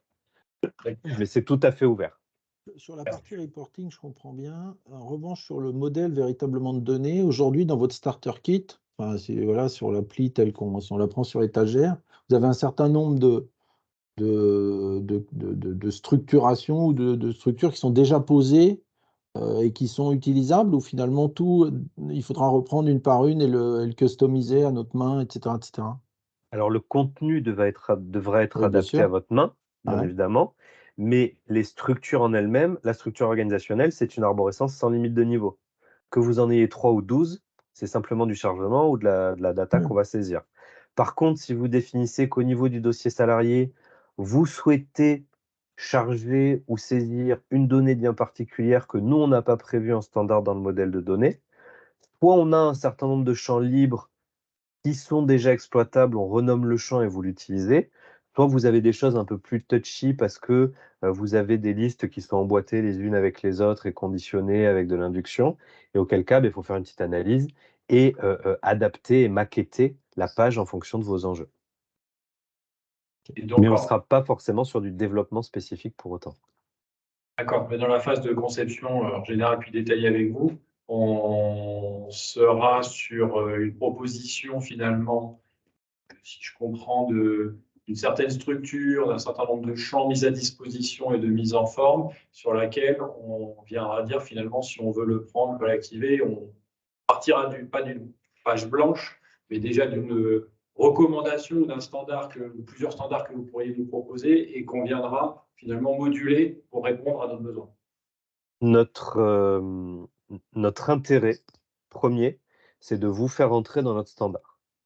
On a de l'usage qui est partagé avec un certain nombre de clients, qui fait l'objet d'évolutions tous les 3 mois, 3-4 mois, on a des montées de version, correctives, évolutives. Donc notre intérêt, c'est de vous faire entrer sur la base de nos standards.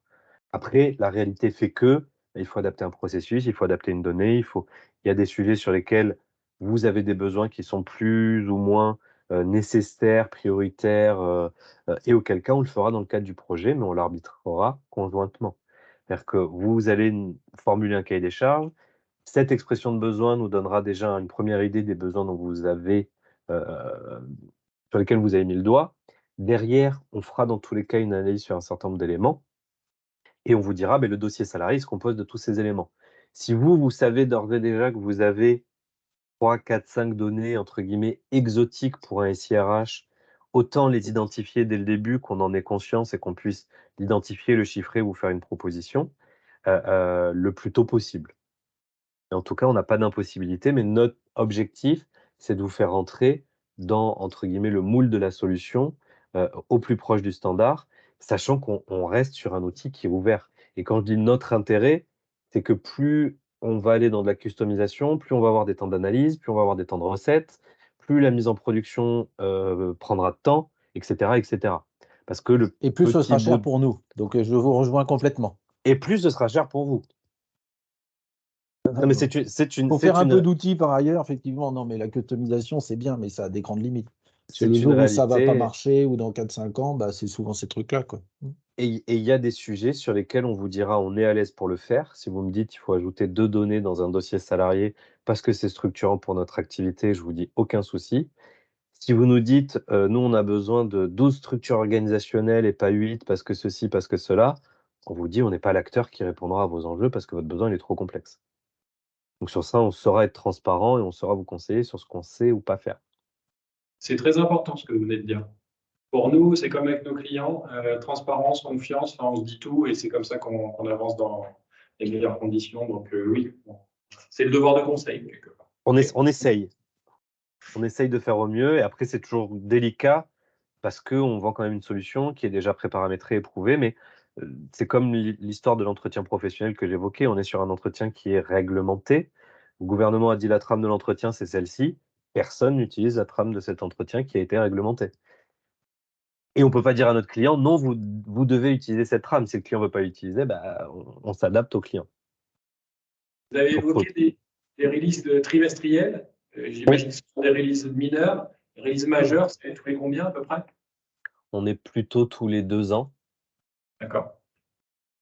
On a connaissance de votre feuille de développement, de vos grandes étapes? Alors là, on est en plein dedans, pour être très transparent.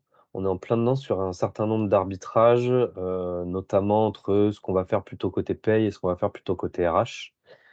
Mais ce que je peux vous dire d'ores et déjà, c'est qu'on travaille sur un certain nombre d'enrichissements. Là, notamment, on est sur la livraison d'un outil de calibration, des outils d'évaluation des compétences et des objectifs, type courbe de Ghosn dans lequel on voit l'écart type entre les évalués, les bons, les moins bons, etc. Donc ça, c'est un modèle qui nous avait été demandé par un certain nombre de clients. On travaille sur le développement d'une fonctionnalité de team rating qui permet à un manager d'évaluer 3 formulaires ou 4 formulaires en même temps sur le même scope, plutôt que de les avoir en parallèle les uns des autres. On travaille beaucoup sur l'évolution de l'intelligence artificielle à travers le chatbot que j'évoquais tout à l'heure. Ça, c'est un gros sujet qui va beaucoup nous occuper courant 2023 sur l'enrichissement du langage naturel dans la solution. On a toujours du correctif et de l'évolutif. On travaille sur un module de cooptation parce que c'est un des sujets côté recrutement. On couvre assez bien la proposition de valeur globale du recrutement, demande de recrutement, création des offres, diffusion, sélection, pré-boarding, onboarding. Mais aujourd'hui, on ne gère pas la cooptation. Donc, c'est un sujet qui nous a été demandé, notamment dans le monde du conseil et le monde des ESN. Non, mais en fait, je dirais, moi, ce qui m'intéressait, c'est est-ce qu'à un moment, vous avez une communication vers vos clients un peu claire, et notamment dans le temps, parce qu'entre avoir la feuille de route et puis avoir comment vous la priorisez, il y a un pas, pour que nous, finalement, parce qu'on pourrait très bien se dire, tiens, la cooptation, on veut la suivre, sauf que si on s'aperçoit que c'est dans votre feuille de route de l'année 23, par exemple, on dit, bon, patientons encore quelques mois. En revanche, si on voit bien que c'est un sujet que vous avez, mais qui n'est pas prioritaire pour les raisons qui en sont propres, ça peut avoir des actions chez nous. Donc, on a souvent les feuilles de route, pour l'avoir vécu. En revanche, un petit peu la priorisation que vous leur donnez, et c'est là où c'est parfois un peu pénalisant, parce que si on ne sait pas dans quel pas de temps vous allez le faire, ou en tout cas vous imaginez le faire, on ne sait pas très bien quelles mesures on doit prendre nous en interne. Alors, nous, on est très transparent sur la feuille de route et sur le fait que, je vous rejoins, quand on a des feuilles de route, c'est pas forcément des engagements parce que selon les besoins du client, les besoins des marchés, les choses qui vivent. Par contre, on est très transparent sur les travaux qu'on engage et on a une visibilité à minima sur 12-18 mois sur les priorités qui sont engagées, qui sont en cours. Parce que nos développeurs se lèvent pas le matin en se disant: «Tiens, sur quoi je vais travailler?» qu'on staffe et qu'on planifie un certain nombre d'activités, en amont, et qu'on a aussi des méthodes agiles sur lesquelles on essaye d'être réactif. Si on a 4 clients qui nous disent, du jour au lendemain: «On a telle problématique qu'il faut adresser, c'est vraiment prioritaire, il faut qu'on travaille dessus», on peut être amené de faire évoluer notre roadmap. Mais notre roadmap, de toute façon, vit au gré des besoins de nos clients et aux besoins des remontées qu'on a, sachant que, on a une démarche qui s'appelle User Group, qui embarque un certain nombre de clients qui sont volontaires pour échanger avec notre product manager. Quand je dis échanger, c'est notre product manager qui fait ce qu'il appelle des deep dive sessions où il partage un focus sur l'analytique, le recrutement, et cetera, les petits tips avancés de la solution, sur l'usage et travailler sur des sujets sur lesquels vous pourriez avoir des thématiques, des besoins, vous imagineriez tel ou tel process qui pourrait être pertinent et pour voir si ça peut être intégré ou pas à la roadmap. Donc c'est un gros sujet sur lequel historiquement on aime beaucoup travailler, mais c'est vrai qu'une roadmap évolue, saison après saison et on le sait. Mais quoi qu'il en soit, on communique sur les roadmaps et on communique sur les releases pour essayer de vous tenir le mieux informé possible. Il nous reste 30 minutes. Qu'est-ce que vous vouliez là pour qu'on puisse bien finir à 16 heures, nous présenter par la suite de manière Alors, plus détaillée? moi, je voulais vous présenter un certain nombre de sujets, notamment pour rebondir sur, je crois Pauline parlait tout à l'heure des entretiens, des formulaires. Il y a un certain nombre d'éléments autour des entretiens et de la formation qui sont assez, importants, je pense, à avoir en tête. C'est ce type de console de pilotage qu'on livre là aussi clé en main dans la solution, où je vais avoir, les exigences réglementaires manquantes autour, par exemple, des entretiens professionnels et du bilan à 6 ans pour telle ou telle entité et qui vont me permettre de voir que j'ai X personnes qui n'ont pas de formation non obligatoire depuis 6 ans, qui n'ont pas eu leur entretien professionnel, qui n'ont pas eu leur bilan à 6 ans. Je reviens sur ce que vous évoquiez aussi sur l'analyse des questionnaires. Là, vous avez la possibilité d'analyser toutes les réponses aux questions, de recueillir les besoins de formation à travers les entretiens. Donc cet outil, on est sur un tableau de bord dans lequel on va naviguer, on va dire, là, par exemple, je veux le détail qui a été apporté aux questions qui ont été posées dans le cadre de l'entretien professionnel pour cette population. Là, on va avoir la liste des personnes qui ont été questionnées, les questions qui ont été posées. Donc là, je vois que Edwige, qui fait partie de telle société, qui a tel emploi, qui est dans telle usine, elle a X questions qui lui ont été posées.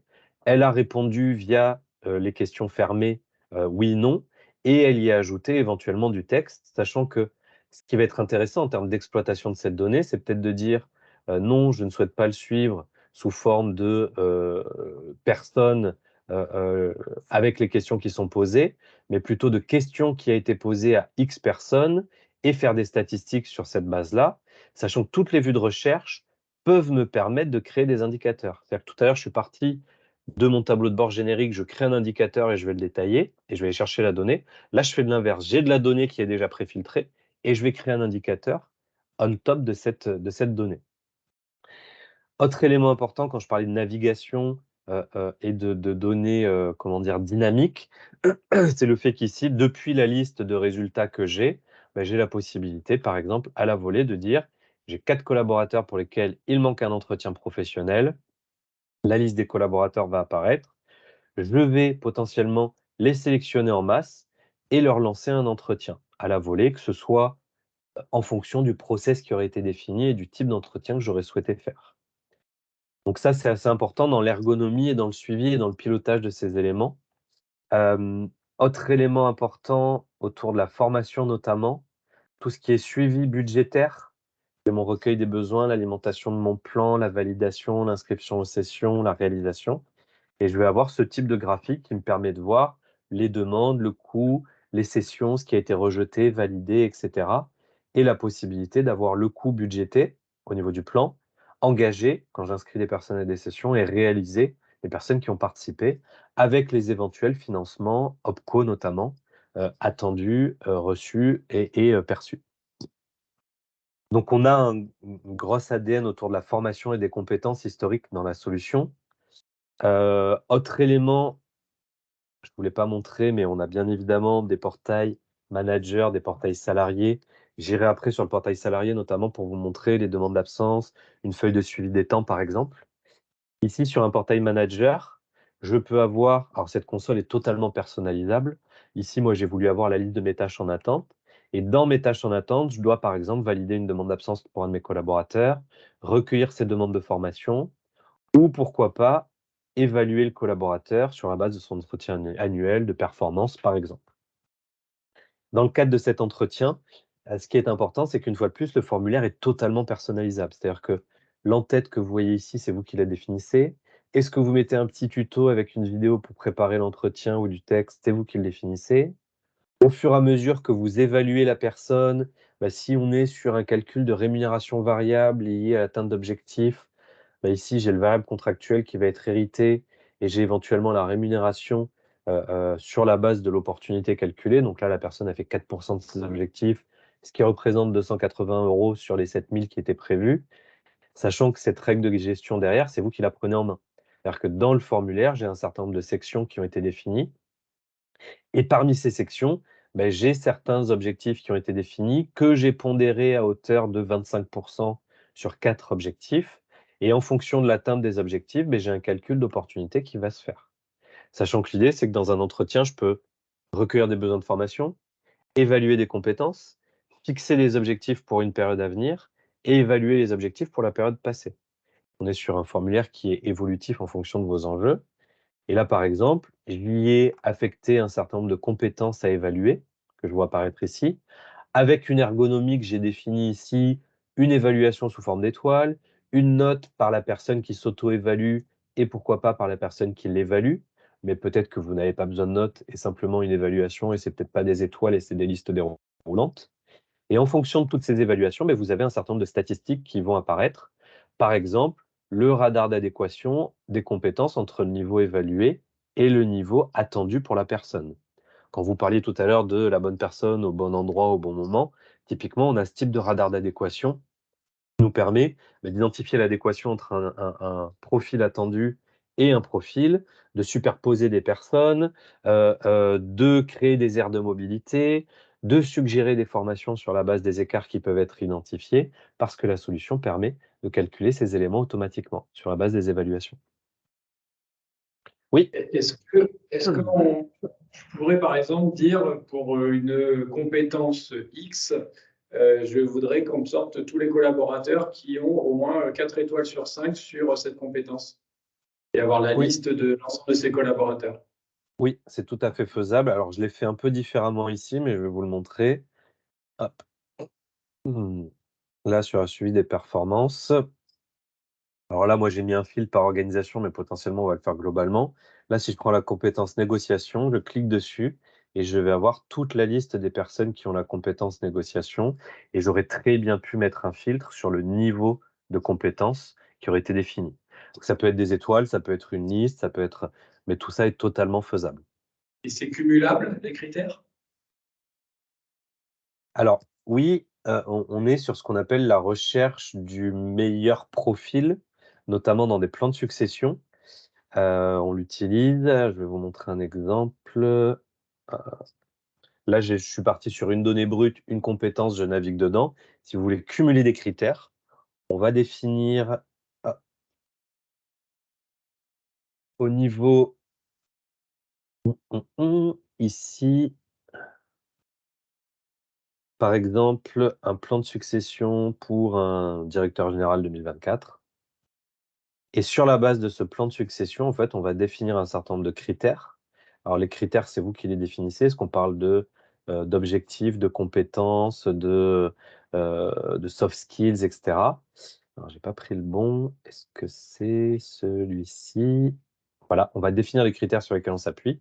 Et en fonction de la population qu'on aura définie, on va avoir potentiellement un système de scoring qui va apparaître, que je l'ai calculé dans cet environnement? Je ne sais plus. Je vais en ouvrir un deuxième en parallèle.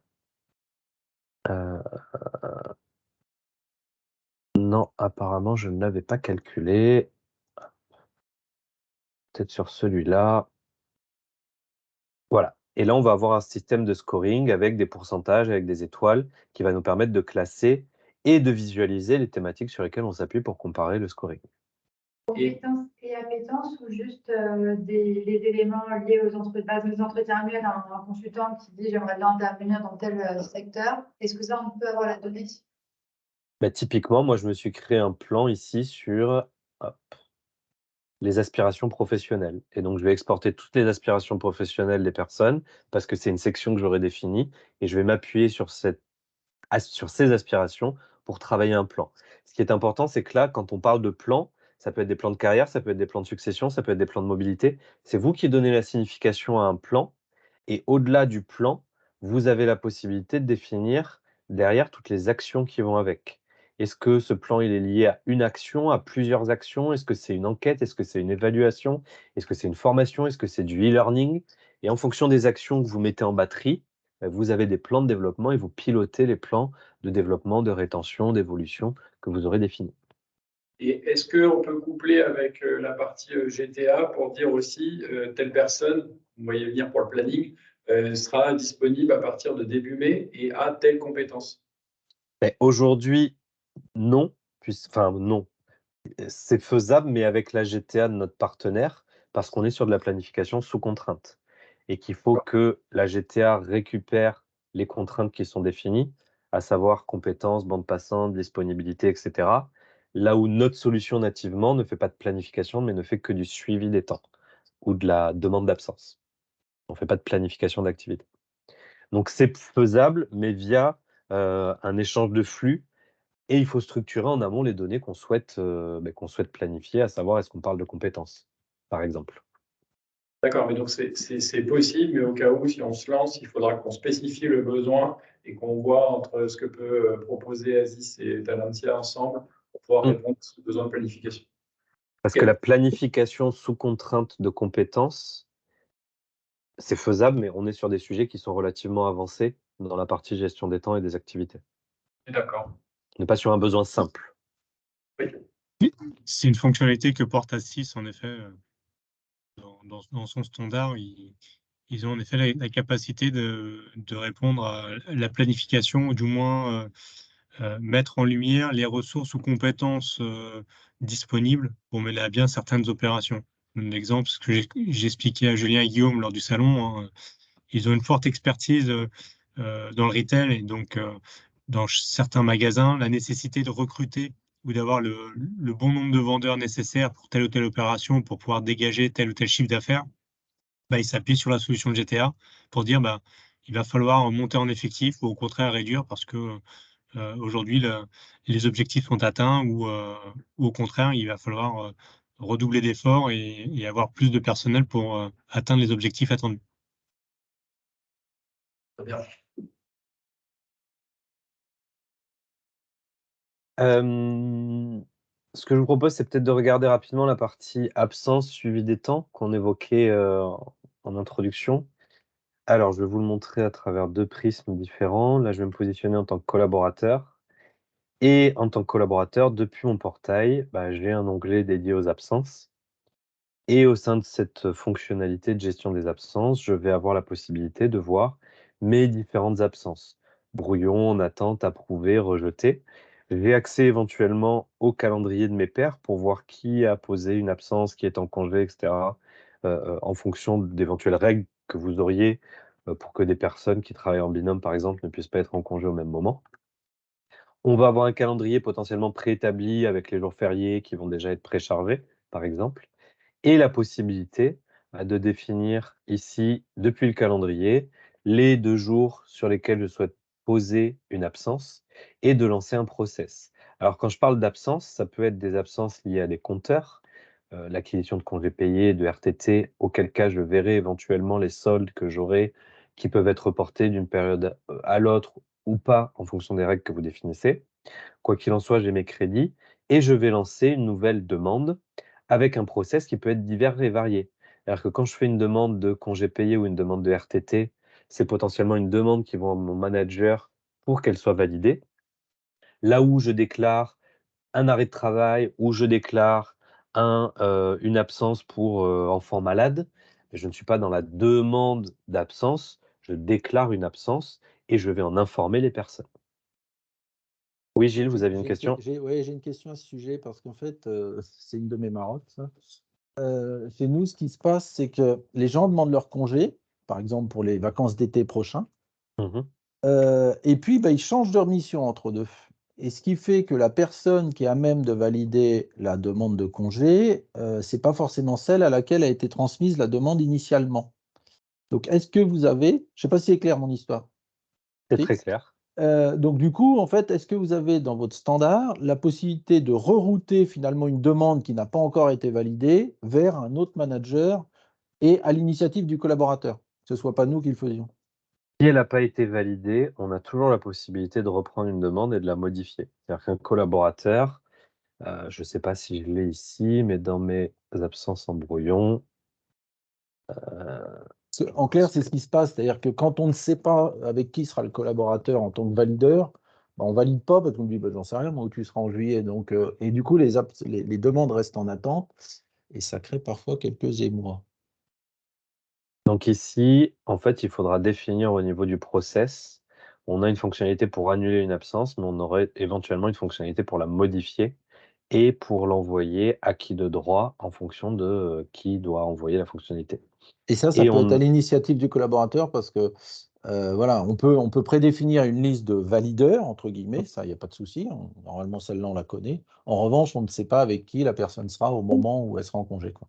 on a une fonctionnalité qui permet justement de ne pas s'appuyer forcément sur la hiérarchie ou sur la structure définie pour valider les congés, mais que le collaborateur, alors c'est vrai pour les congés, mais c'est vrai pour n'importe quel process, ça peut être pour l'entretien, parce qu'on ne sait pas forcément de façon formelle qui est le manager qui va faire passer l'entretien, mais le collaborateur, lui, le sait, parce que ça fait partie de vos usages, par exemple, et auquel cas la personne va sélectionner l'acteur suivant qui devra valider la transition, que ce soit une demande d'absence, que ce soit un entretien, ou que ce soit. Ça doit Vous être voyez, défini. on parlait en début de réunion de l'interaction entre notre gestion des temps, notre suivi des affaires, etc. Clairement, les congés, idéalement, il faudrait que ce soit lié parce que, en fait, ça va être le manager de la mission qui va se retrouver en charge de valider les congés de son équipe. Et ce manager de mission, ça peut être n'importe qui, voilà, dans le panel de managers, et c'est très, très fluctuant pour le coup, puisque, voilà, selon les opportunités, selon les missions, etc. Donc, on ne peut pas définir une règle préétablie, ni une table préétablie, parce que sinon, ça va être ingérable. Bah, il faudrait un process dans lequel, dans ce cas particulier, ce soit le salarié qui définisse à qui il fait sa demande Mm. de congé et la possibilité éventuellement d'y ajouter une fonctionnalité de délégation, si jamais pour X ou Y raison, le manager sait que c'est pas lui qui doit valider, mais que c'est un autre et qu'il puisse le déléguer à un autre. Par exemple, hein, j'évoque le champ des possibles, mais en tout cas, c'est faisable techniquement. C'est pas forcément le pré-paramétrage standard qu'on a dans nos process, parce que c'est un usage bien atypique, on va dire, mais on a cette fonctionnalité qui existe et sur laquelle on peut cloner nos process pour la paramétrer. Et deuxième question, je vois qu'il y a des compteurs de congés. Mmh. Aujourd'hui, bon, si vous avez la paye, bon, bah, c'est lié, il n'y a pas de souci. Si vous n'avez pas la paye, comment c'est mis à jour? On est sur des flux, qui, à chaque clôture de paye, mettent à jour les soldes de congés et qui, en temps réel, à chaque prise de congé, les envoient dans la paye. Nous, c'est Alors, les quand vous flux dites dans qu'on a des flux, ça veut dire que si demain, nous, on a notre Silae, notre Quadratus, on est capable de mettre en place un flux qui va de la paye vers Talentia pour mettre à jour ses compteurs de paye. alors C'est ça qu'on est en train de se dire? Silae a une API qui permet d'envoyer les soldes, de compteurs. Quadratus, je ne sais pas si c'est une API ou un fichier plat, je pense que c'est plutôt un fichier plat, qui, à la clôture de paye, va envoyer les soldes pour mettre à jour dans le dossier salarié. Parce que le risque, c'est toujours l'absence qui a été saisie directement en paye sans passer par le process standard Ouais. et qui doit mettre à jour les soldes, enfin, comme tout outil de gestion des temps qui n'est pas le même que l'outil de la paye. Et auquel cas, on a ce flux qui nous permet, alors que ce soit automatisé, que ce soit dans une chaîne de traitement, de clôture de paye, que ce soit un fichier qu'on exporte, on recharge, quoi qu'il en soit, on récupère les soldes et on envoie les absences à la paye. Donc, il y a bien cette et interaction. donc, pour être sûr, ça veut dire qu'il n'y a pas de compteur propre à Talentia, c'est plutôt la mise en place d'un flux entre la paye et Talentia. Le compteur Talentia projette les soldes tels qu'il a la connaissance des éléments de ce qui lui a été chargé en amont. Il ne fait que retranscrire ce qui a été chargé depuis la paye. Ok. Il n'y a pas de calcul, enfin, Alors, c'est ça. il y a un moteur de calcul des absences, mais qu'on n'utilise pas en France. On l'utilise dans tous les autres pays, mais comme en France, historiquement, l'acquisition se fait dans la paye, eh bien, on le gère différemment. Mais pour tous les autres pays, l'acquisition se fait dans le module d'absence. Non, non, mais ça me va bien, moi. Ok. Excusez-moi, à Paris.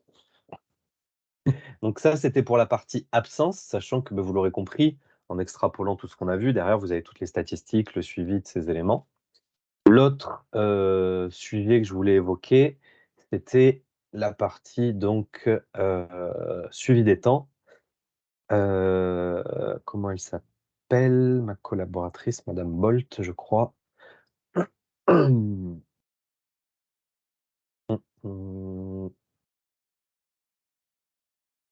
sais plus comment on a personnalisé. Voilà, mes feuilles de temps. Et donc ici, le principe des feuilles de temps, c'est qu'on va avoir des feuilles de temps mensuelles qui vont être définies. Et ces feuilles de temps vont être liées à un statut, donc elles sont en cours, elles sont en progrès, elles ont été validées.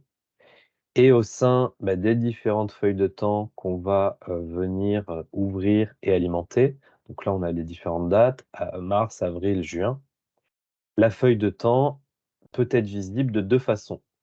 Soit une vue sous forme de liste avec les jours qui sont visibles ici et la possibilité de visualiser un certain nombre d'activités.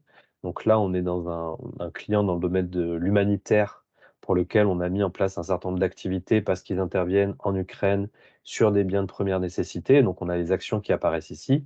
Mais ce que je vous disais tout à l'heure, c'est le fait que pour chaque plage horaire qu'on va définir, là, est-ce que c'est 1 heure, est-ce que c'est 2 heures, etc. On va définir quel est le type de projet, quelle est l'activité et quel est éventuellement l'attribut supplémentaire. Donc, on a 3 attributs qui existent.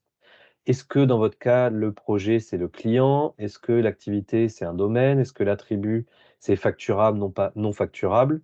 Il faut définir comment on configure ces différents éléments à ce niveau-là. Sachant que ce que j'évoquais, c'est qu'au-delà de la feuille de temps qui peut être saisie et sur lequel on peut avoir un certain nombre de contrôles, on a une fonctionnalité en amont qu'on appelle clock-in, clock-out, qui permet de lancer à un certain temps une activité. Donc pour un client avec tel type de suivi des temps, je clique sur OK, ça lance le compteur, et quand je le rappuie, ça ferme le compteur et ça alimente ma feuille de suivi des temps. Ça peut être fait en temps réel là aussi. J'ai deux petites questions. La première, est-ce que vous êtes capable de suivre des jours et pas des heures? En fait, nous, ce qui nous intéresse, c'est des jours. Vous êtes sur des journées pleines, c'est-à-dire qu'une activité, Ouais, c'est forcément une journée, ouais, c'est ça? on est sur du forfait jour, donc les gens, ils travaillent une journée ou une demi-journée, point à la ligne. Il faut que je vois, je sais pas, je l'ai configuré en heures ici, mais je vais me renseigner. Et la deuxième question, c'est dans la liste des possibilités lorsque la personne saisit ses temps, est-ce Mmh. qu'elle a la liste de tout ce qui existe? Et là, ça peut être pénible à saisir. Ou bien est-ce que finalement, il y a un système d'affectation qui fait qu'elle a que les 4 missions potentielles sur lesquelles elle va intervenir dans la période? Par défaut, elle accède à tous les référentiels qui ont été définis. Ah, ça, c'est chaud Derrière parce qu'en termes d'erreur, derrière, on a un système de tags qui permet de définir que telle personne accède à telle ou telle, thématique. Ce qui induit de maintenir ce système de tags et qu'il faut que quelqu'un maintienne le référentiel de qui voit quoi. C'est faisable, mais ça veut dire que quelqu'un chez vous doit définir telle activité est visible par tel collaborateur, telle activité n'est pas alors, visible par tel collaborateur. typiquement, aujourd'hui, c'est ce que l'on fait lorsque nous, on affecte un collaborateur sur une mission. Parce que bon, les managers créent leur mission, etc., et affectent les 3, 4, 5 collaborateurs. Ce qui fait que les collaborateurs, ils ne sont pas affectés sur l'entièreté des missions du cabinet, mais sur 3, 4. Et du coup, en termes de saisie de temps, ça fiabilise d'autant la saisie, puisque quand vous avez des gros clients comme les nôtres, des grosses boîtes, vous avez plusieurs missions en parallèle. Et autant Mmh. dire que parfois, le libellé de la mission n'est pas toujours super explicite pour un collaborateur qui pourrait venir d'arriver. Mais si on leur laisse une liste à l'après-vert avec 15 missions chez Engie, Pour être sûr que la saisie soit terrible, quoi. Ok, mais il faut que je vois dans quelle mesure c'est structuré en amont quand Hmm. vous faites l'affectation de la mission et dans quelle mesure on pourrait éventuellement en hériter dans notre gestion des confidentialités. Il faudra qu'on creuse, Ok. tout comme la partie urbanisme et schéma directeur, ça fait partie des sujets qu'il faudra creuser en termes d'héritage et de récupération des données et des sécurités. Ok. Et tout à l'heure, vous parliez de projets, activités, potentiellement facturables, non facturables. Il y avait 3 niveaux. Oui. On va définir selon nos besoins. Il n'y a que 3 niveaux, on est d'accord? Dans le pré-paramétrage de base, il n'y a que 3 niveaux. Donc, il faudra bien qu'on définisse clairement ce qu'on veut sur chacun des niveaux. Quand même, on aurait voulu plus, mais il va falloir structurer d'une certaine manière. OK. Si dans votre expression de besoin, vous me dites que vous avez 4 ou 5 niveaux, on voit avec le product manager dans quelle mesure c'est faisable, pas faisable, compliqué, voilà. On vous donnera une réponse. Mais le pré-paramétrage par défaut, c'est 3 items, effectivement. OK, merci. Si je reviens juste sur la feuille. Hop, est-ce que je vous ai montré la notion de Juste clocking, une question, clock-out? pardon. Est-ce qu'il y a un système de loquer les feuilles de temps une fois qu'elles sont faites pour ne pas y revenir Oui, tout à fait. dans On le est sur un standard? process. On est sur un process. Moi, j'ai gardé plusieurs feuilles de temps ouvertes pour les besoins de la démonstration, avec des cas d'usage différents. Mais le principe, c'est que tout ça, ça suit éventuellement un workflow, et qu'à un moment ou un autre, la feuille de temps, elle est finalisée. Donc, cette feuille de temps, elle va déjà être préalimentée sur la base potentiellement des absences. Donc là, je vois que la personne, elle a 8 heures d'absence qui ont été posées. Donc, ça a déjà préalimenté. Et derrière, on a, alors j'en ai pas ici, je vais ouvrir une autre feuille de temps. Est-ce que j'en ai en avril? Non, j'en ai pas non plus. On a des systèmes de compteurs qui peuvent changer de couleur s'il y a des heures complémentaires, etc. Mais bon, a priori, c'est pas le cas dans votre contexte puisqu'on est au forfait jour. Donc, il faudra que je vois dans quelle mesure on peut saisir non pas des heures, mais uniquement des journées ou des demi-journées. Ça, je vais vérifier. Et autre élément en termes de saisie, soit on est sur de la saisie journée par journée, on vient saisir les éléments, soit c'est tâche par tâche. Et ici, je viens dire que quelle tâche j'ai travaillé X heures sur chacune des tâches. Ce que disait Gilles, par exemple, ce que vous avez tout à gauche, ça, finalement, c'est préaffecté à chacun des collaborateurs et ils n'ont que les champs possibles sur lesquels ils peuvent saisir leur temps. Du fait que, par exemple, ils étaient en mission sur la première jusqu'à fin mars. Quand ils vont être sur la timesheet d'avril, ils ne la voient plus puisqu'ils ne sont plus sur la mission. Ils sont plus sur la mission. Okay. Donc là, effectivement, nous, dans le paramétrage qu'on a ici, le collaborateur vient ajouter le projet et l'activité, qui lui ajoute une nouvelle ligne et il vient le saisir. Mais il faut voir dans quelle mesure on pourrait hériter de ces éléments à l'initialisation, je ne sais pas, de chaque période, de chaque mois, au niveau du dossier du collaborateur. Pour qu'il n'ait une saisie que sur les activités sur lesquelles il est affecté. C'est un point que j'ai noté. Il ne saisit que le réalisé ou c'est possible de saisir le prévisionnel? Nous, on ne fait que du réalisé. On ne fait pas de prévisionnel. Mais par contre, oui, pardon, Julien, vas-y. Voilà, par contre, là, si on est sur le mois, je sais pas, mars, par exemple, et qu'on est ou avril, pardon, le 12 avril, je peux quand même saisir jusqu'à la fin du mois. Ah, je peux saisir jusqu'à la fin du mois. Je peux éventuellement avoir 4 feuilles de temps d'avance et les saisir de façon anticipée. D'accord, c'est ça. Mais, voilà, Mais je ne pourrais pas comparer un prévisionnel versus un réalisé. Ok, clair, merci. Et autre question sur cette feuille de temps là qu'on avait sous les yeux, elle se préalimente des demandes de congés et autres demandes de formation, etc. Tout à fait. Tout ce qui est lié à de l'absentéisme va être préalimenté par défaut. Parce qu'on a un seul calendrier commun dans l'outil qui se met à jour. Oui, c'est ça. Et très bien, vous revenez exactement sur la question que je voulais, ce calendrier. Est-ce que, par exemple, si on a une journée de formation qui est déjà planifiée, on peut l'inscrire donc dans le calendrier et que ce soit visualisé et affecter les gens finalement sur telle journée de formation? Dans le calendrier de la solution? Oui. Oui. On a un calendrier global dans l'outil avec toutes les activités RH qui doivent apparaître. D'accord, donc ça veut dire que quelque part, on pourrait, nous, avoir un calendrier qu'on pourrait exporter des différents événements RH en fait, du cabinet sur le mois de mars et avril, et ainsi de suite. OK. Vous utilisez quoi comme calendrier en interne? Vous êtes sur Office? Ah non, on a monté tout ça, ouais, Office sous Excel, en effet. On s'est fait Je pose la question parce qu'on peut avoir des calendriers exotiques. On a une synchronisation automatique avec Microsoft Office. Et donc, les calendriers Outlook se synchronisent. Et on a aussi la possibilité de faire de la planification, par exemple sur la formation, sous contrainte de données qui reviendraient de Microsoft. La non-disponibilité d'un collaborateur en fonction de son calendrier, la non-disponibilité d'une salle, si vous gérez des salles avec des formations, par exemple. Et en fonction de ça, on peut faire de la planification sous contrainte de session de formation. Très bien. Gilles? Oui, je suis désolé, mais en fait, il reste 2 minutes parce qu'après, il faut que je file. Et j'aurais bien aimé qu'on aborde l'histoire du coût.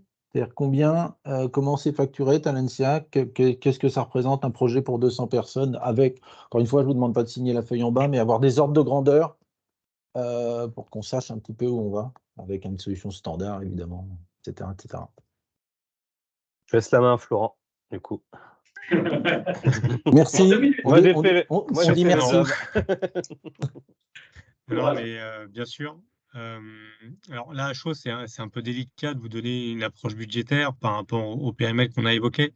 En tout cas, le modèle économique est assez simple à retenir, c'est que on propose un loyer, donc SaaS, qui correspondra à l'ensemble des modules qui seront retenus dans la proposition et dans le socle Talentia. À cela, comment valoriser ce loyer? Il tient compte de l'effectif présent au sein de l'entreprise et la durée d'engagement est sur une période de 3 ans, qui est la première durée initiale du contrat, auquel à ce loyer applicatif vient se compléter un loyer que Julien abordait indirectement tout à l'heure sur l'accompagnement post-projet. Donc un responsable de compte qui va vous suivre et qui va être là pour guider, accompagner et aussi répondre à la fois une assistance fonctionnelle complémentaire au-delà des formations qui ont été déjà réalisées et donc de vous accompagner sur toute la durée du contrat. Donc il y a 2 lignes budgétaires à prévoir sur ce budget de fonctionnement.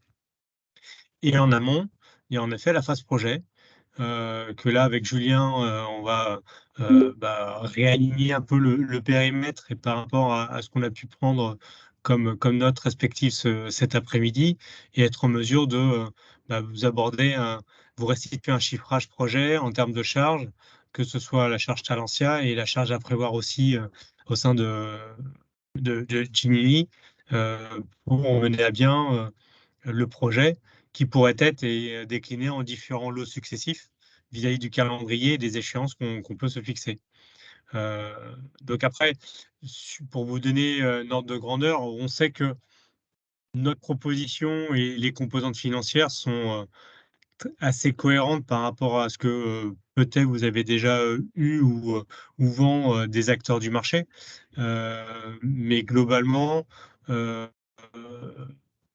on va être de l'ordre entre 5 à 8 euros par salarié par mois quant à l'exploitation de notre solution. Enfin, je vous donne une approche là Oui, non, à mais, chaud. non, mais tout à fait. Moi, ce qui m'intéresse, je comprends bien. Alors, la phase projet, je vais la mettre de côté parce que effectivement, ça dépend comment on Oui. customise, etc. Je vais plutôt parler du Exactement. run, c'est-à-dire, voilà, on a Ouais. 200 salariés, on a pris, je ne sais pas, 5 modules. Voilà, combien ça Ouais. nous coûte. Et à la limite, avec un coût additionnel au module, moi, ça me suffit. Mais c'est juste pour avoir des ordres de grandeur de vers quoi on s'embarque. Encore une fois, je mets la phase de projet de côté parce que ça, on verra ce qu'on en fait ou pas, quoi. Mais c'est vraiment le Bien run sûr. qui m'intéresse. Donc, je ne sais pas si vous avez une tarification au module où il y a un premier Oui. paquet de 5 modules et ensuite, à chaque fois, on en ajoute un. Moi, ça me suffit à ce stade. Vous voyez, c'est encore une fois pour avoir un ordre Bien de sûr. grandeur sur une base de 200 Alors, salariés, peut-être 300 demain, mais on ne va pas devenir 10 000. Ça, c'est à peu ouais. près sûr. Donc, voilà. Je vous le souhaite. Je ne sais pas. Après, après ça Pas amène sûr. d'autres contraintes Pas ou d'autres sûr, ouais. ambitions. Pas sûr d'en C'est avoir pas envie, hein. forcément une finalité d'arriver à cette taille-là. Je comprends parfaitement. Donc, dans notre tarification, il n'y a pas de bundle ou de package obligatoire avec X modules nécessaires. Alors, si, il y en a 2 sur lesquels il y a une forte préconisation de notre part, c'est l'association de l'outil dit performance qui gère les entretiens et la formation, parce que les deux sont étroitement liés. quand on réalise l'entretien avec le collaborateur et du coup pouvoir décliner également ses velléités ou répondre favorablement à ses vœux, dire bah oui, Florent, tu veux évoluer dans tel sujet, bah, pour y arriver, il y a une compétence à développer et pour cela, il y a une formation qui est disponible et elle peut être restituée et on peut enclencher tout de suite un processus. Donc, on va dire que c'est ces deux composants qui sont étroitement liés et presque indissociables, entre guillemets, avec bien évidemment notre corps RH que Julien a pu vous présenter, qui est le socle et qui est la fondation finalement du référentiel, qui porte l'organigramme, la structure de la société. Ce sont globalement les 3 premiers modules qui viendraient nativement dans notre proposition. Donc après, on va pouvoir en effet décliner une approche modulaire et à tiroir par rapport au périmètre final que nous allons, avec Julien, valider, dire bah oui, par rapport à l'expression de besoin qu'on a noté cet après-midi, bah, il faut en effet le module performance. Est-ce qu'il faut l'outil de recrutement donc avec la partie ATS et l'onboarding associé, la partie gestion de poste de carrière, entretien, formation. Et donc, à partir de là, on sera en mesure de vous restituer un budget de fonctionnement. En parallèle de mes explications, j'ouvrais l'outil permettant de donner une approche budgétaire et financière en déclinant l'ensemble des modules. L'effectif aujourd'hui à date, il est de combien exactement? 200 à peu près. 200 salariés. Bah, je vous demande pas forcément sur la base. Si vous voulez prendre le temps de la réflexion, j'ai Non, pas mais- de problème, mais j'ai besoin de ces éléments. Enfin, à un moment, on a besoin, nous, pour porter le message un peu plus loin. Bien sûr. Voilà. C'est juste ça. Bien sûr, je comprends parfaitement. Alors, on n'est pas un Workday, on n'est pas un Cornerstone, hein, on est vraiment dans une grille de prix qui est vraiment adaptée aux entreprises. Alors, pour être aussi transparent dans notre position sur le marché, sans minimiser l'intérêt et vos enjeux RH par rapport à cette transformation, vous n'êtes pas à première vue la société cible sur laquelle on viendrait frapper à votre porte ou venir dire bah, on a une solution adaptée à votre besoin. Pourquoi j'aborde ce sujet-là? C'est que Talentia se positionne dans le marché des ETI, mais à partir de 500 à 5000 salariés. Voilà notre cœur de cible. Pour autant, on a historiquement des clients plus petits. Voilà. Donc, on ferme surtout pas la porte. On n'est pas non plus euh, strictement rigide, mais on sait que voilà, le modèle économique peut être plus ou moins adapté par rapport aux entreprises qui seraient en dessous de ces tailles d'effectifs pour le déploiement de la solution et la partie budget de fonctionnement. Mais là, en faisant la simulation sur l'ensemble des composants que je citais, j'arrive en effet comme quoi je maîtrise bien mes abacs, hein. On est à 5 euros par mois par salarié. Non, mais voilà. Et Florent, d'ailleurs, si oui. après, parce que on a tous des réunions, il va falloir qu'on y aille malheureusement, mais si vous avez des questions ou des besoins de confirmation sur le périmètre général ou plus en détail, n'hésitez pas à nous adresser par mail et sur lesquels on pourra répondre et qui permettra que vous puissiez un peu affiner finalement ce que, ces 5 euros là, qui sont donnés en termes d'estimation. N'hésitez pas. Bien sûr. Bah, sur le périmètre fonctionnel, je pense qu'avec mes notes et celles de Julien, on a une idée assez précise de ce qui correspond à l'ensemble des enjeux. Dans ces 5 euros, il y a un sujet qui pourrait être plus ou moins une variable, c'est la GTA. Est-ce que le module absence tel qu'on le propose est suffisant ou est-ce qu'il faut un outil de GTA dédié comme celui d'Asis? Et là, avec notre partenaire, il y a des composantes complémentaires qu'il faut prendre en compte. Là, j'ai intégré le module absence avec le time tracker classique, ce que Julien vous a présenté cet après-midi. Mais en effet, on reviendra vers vous, Julien et Guillaume, Gilles et Pauline, en tout cas par email, par un échange. C'est toute la phase projet sur lequel il va y avoir à un moment donné un schéma directeur de dire quelles sont les interfaces, les flux, la gestion et comment on vous accompagne sur ce projet-là, parce qu'il va y avoir en effet besoin d'affiner un peu plus précisément comment notre outil va s'intégrer et quels sont les les spécificités standards ou à customiser qu'il faut prévoir pour vous accompagner. Très bien. Désolé, on doit y aller. Merci beaucoup pour la présentation. Je vous en prie. J'ai trouvé très clair. Comme lors du forum, à chaque fois, la réponse, je trouve adéquate aux questions qu'on a pu vous poser. Donc, merci beaucoup. Merci à vous. Ça va être très vite. Très Est-ce bien. que c'est une plateforme test par hasard pour qu'on puisse nous fouiller de notre côté ou ça n'existe pas? On n'a pas de base de Alors. test. Par contre, ce qu'on peut faire, c'est des workshops, si vous souhaitez, où on manipule avec vous. Mais en fait, le degré de configuration de nos bases est tellement variable potentiellement que s'il n'y a pas d'accompagnement, c'est souvent contre-productif. Donc, on préfère prendre du temps avec vous plutôt que de vous laisser livrer à vous-même sans formation en amont. Ok, très clair. Merci à tous les deux. Merci beaucoup. Bonne fin de journée. Merci. Au revoir. Bonne fin de journée. À bientôt. Au revoir.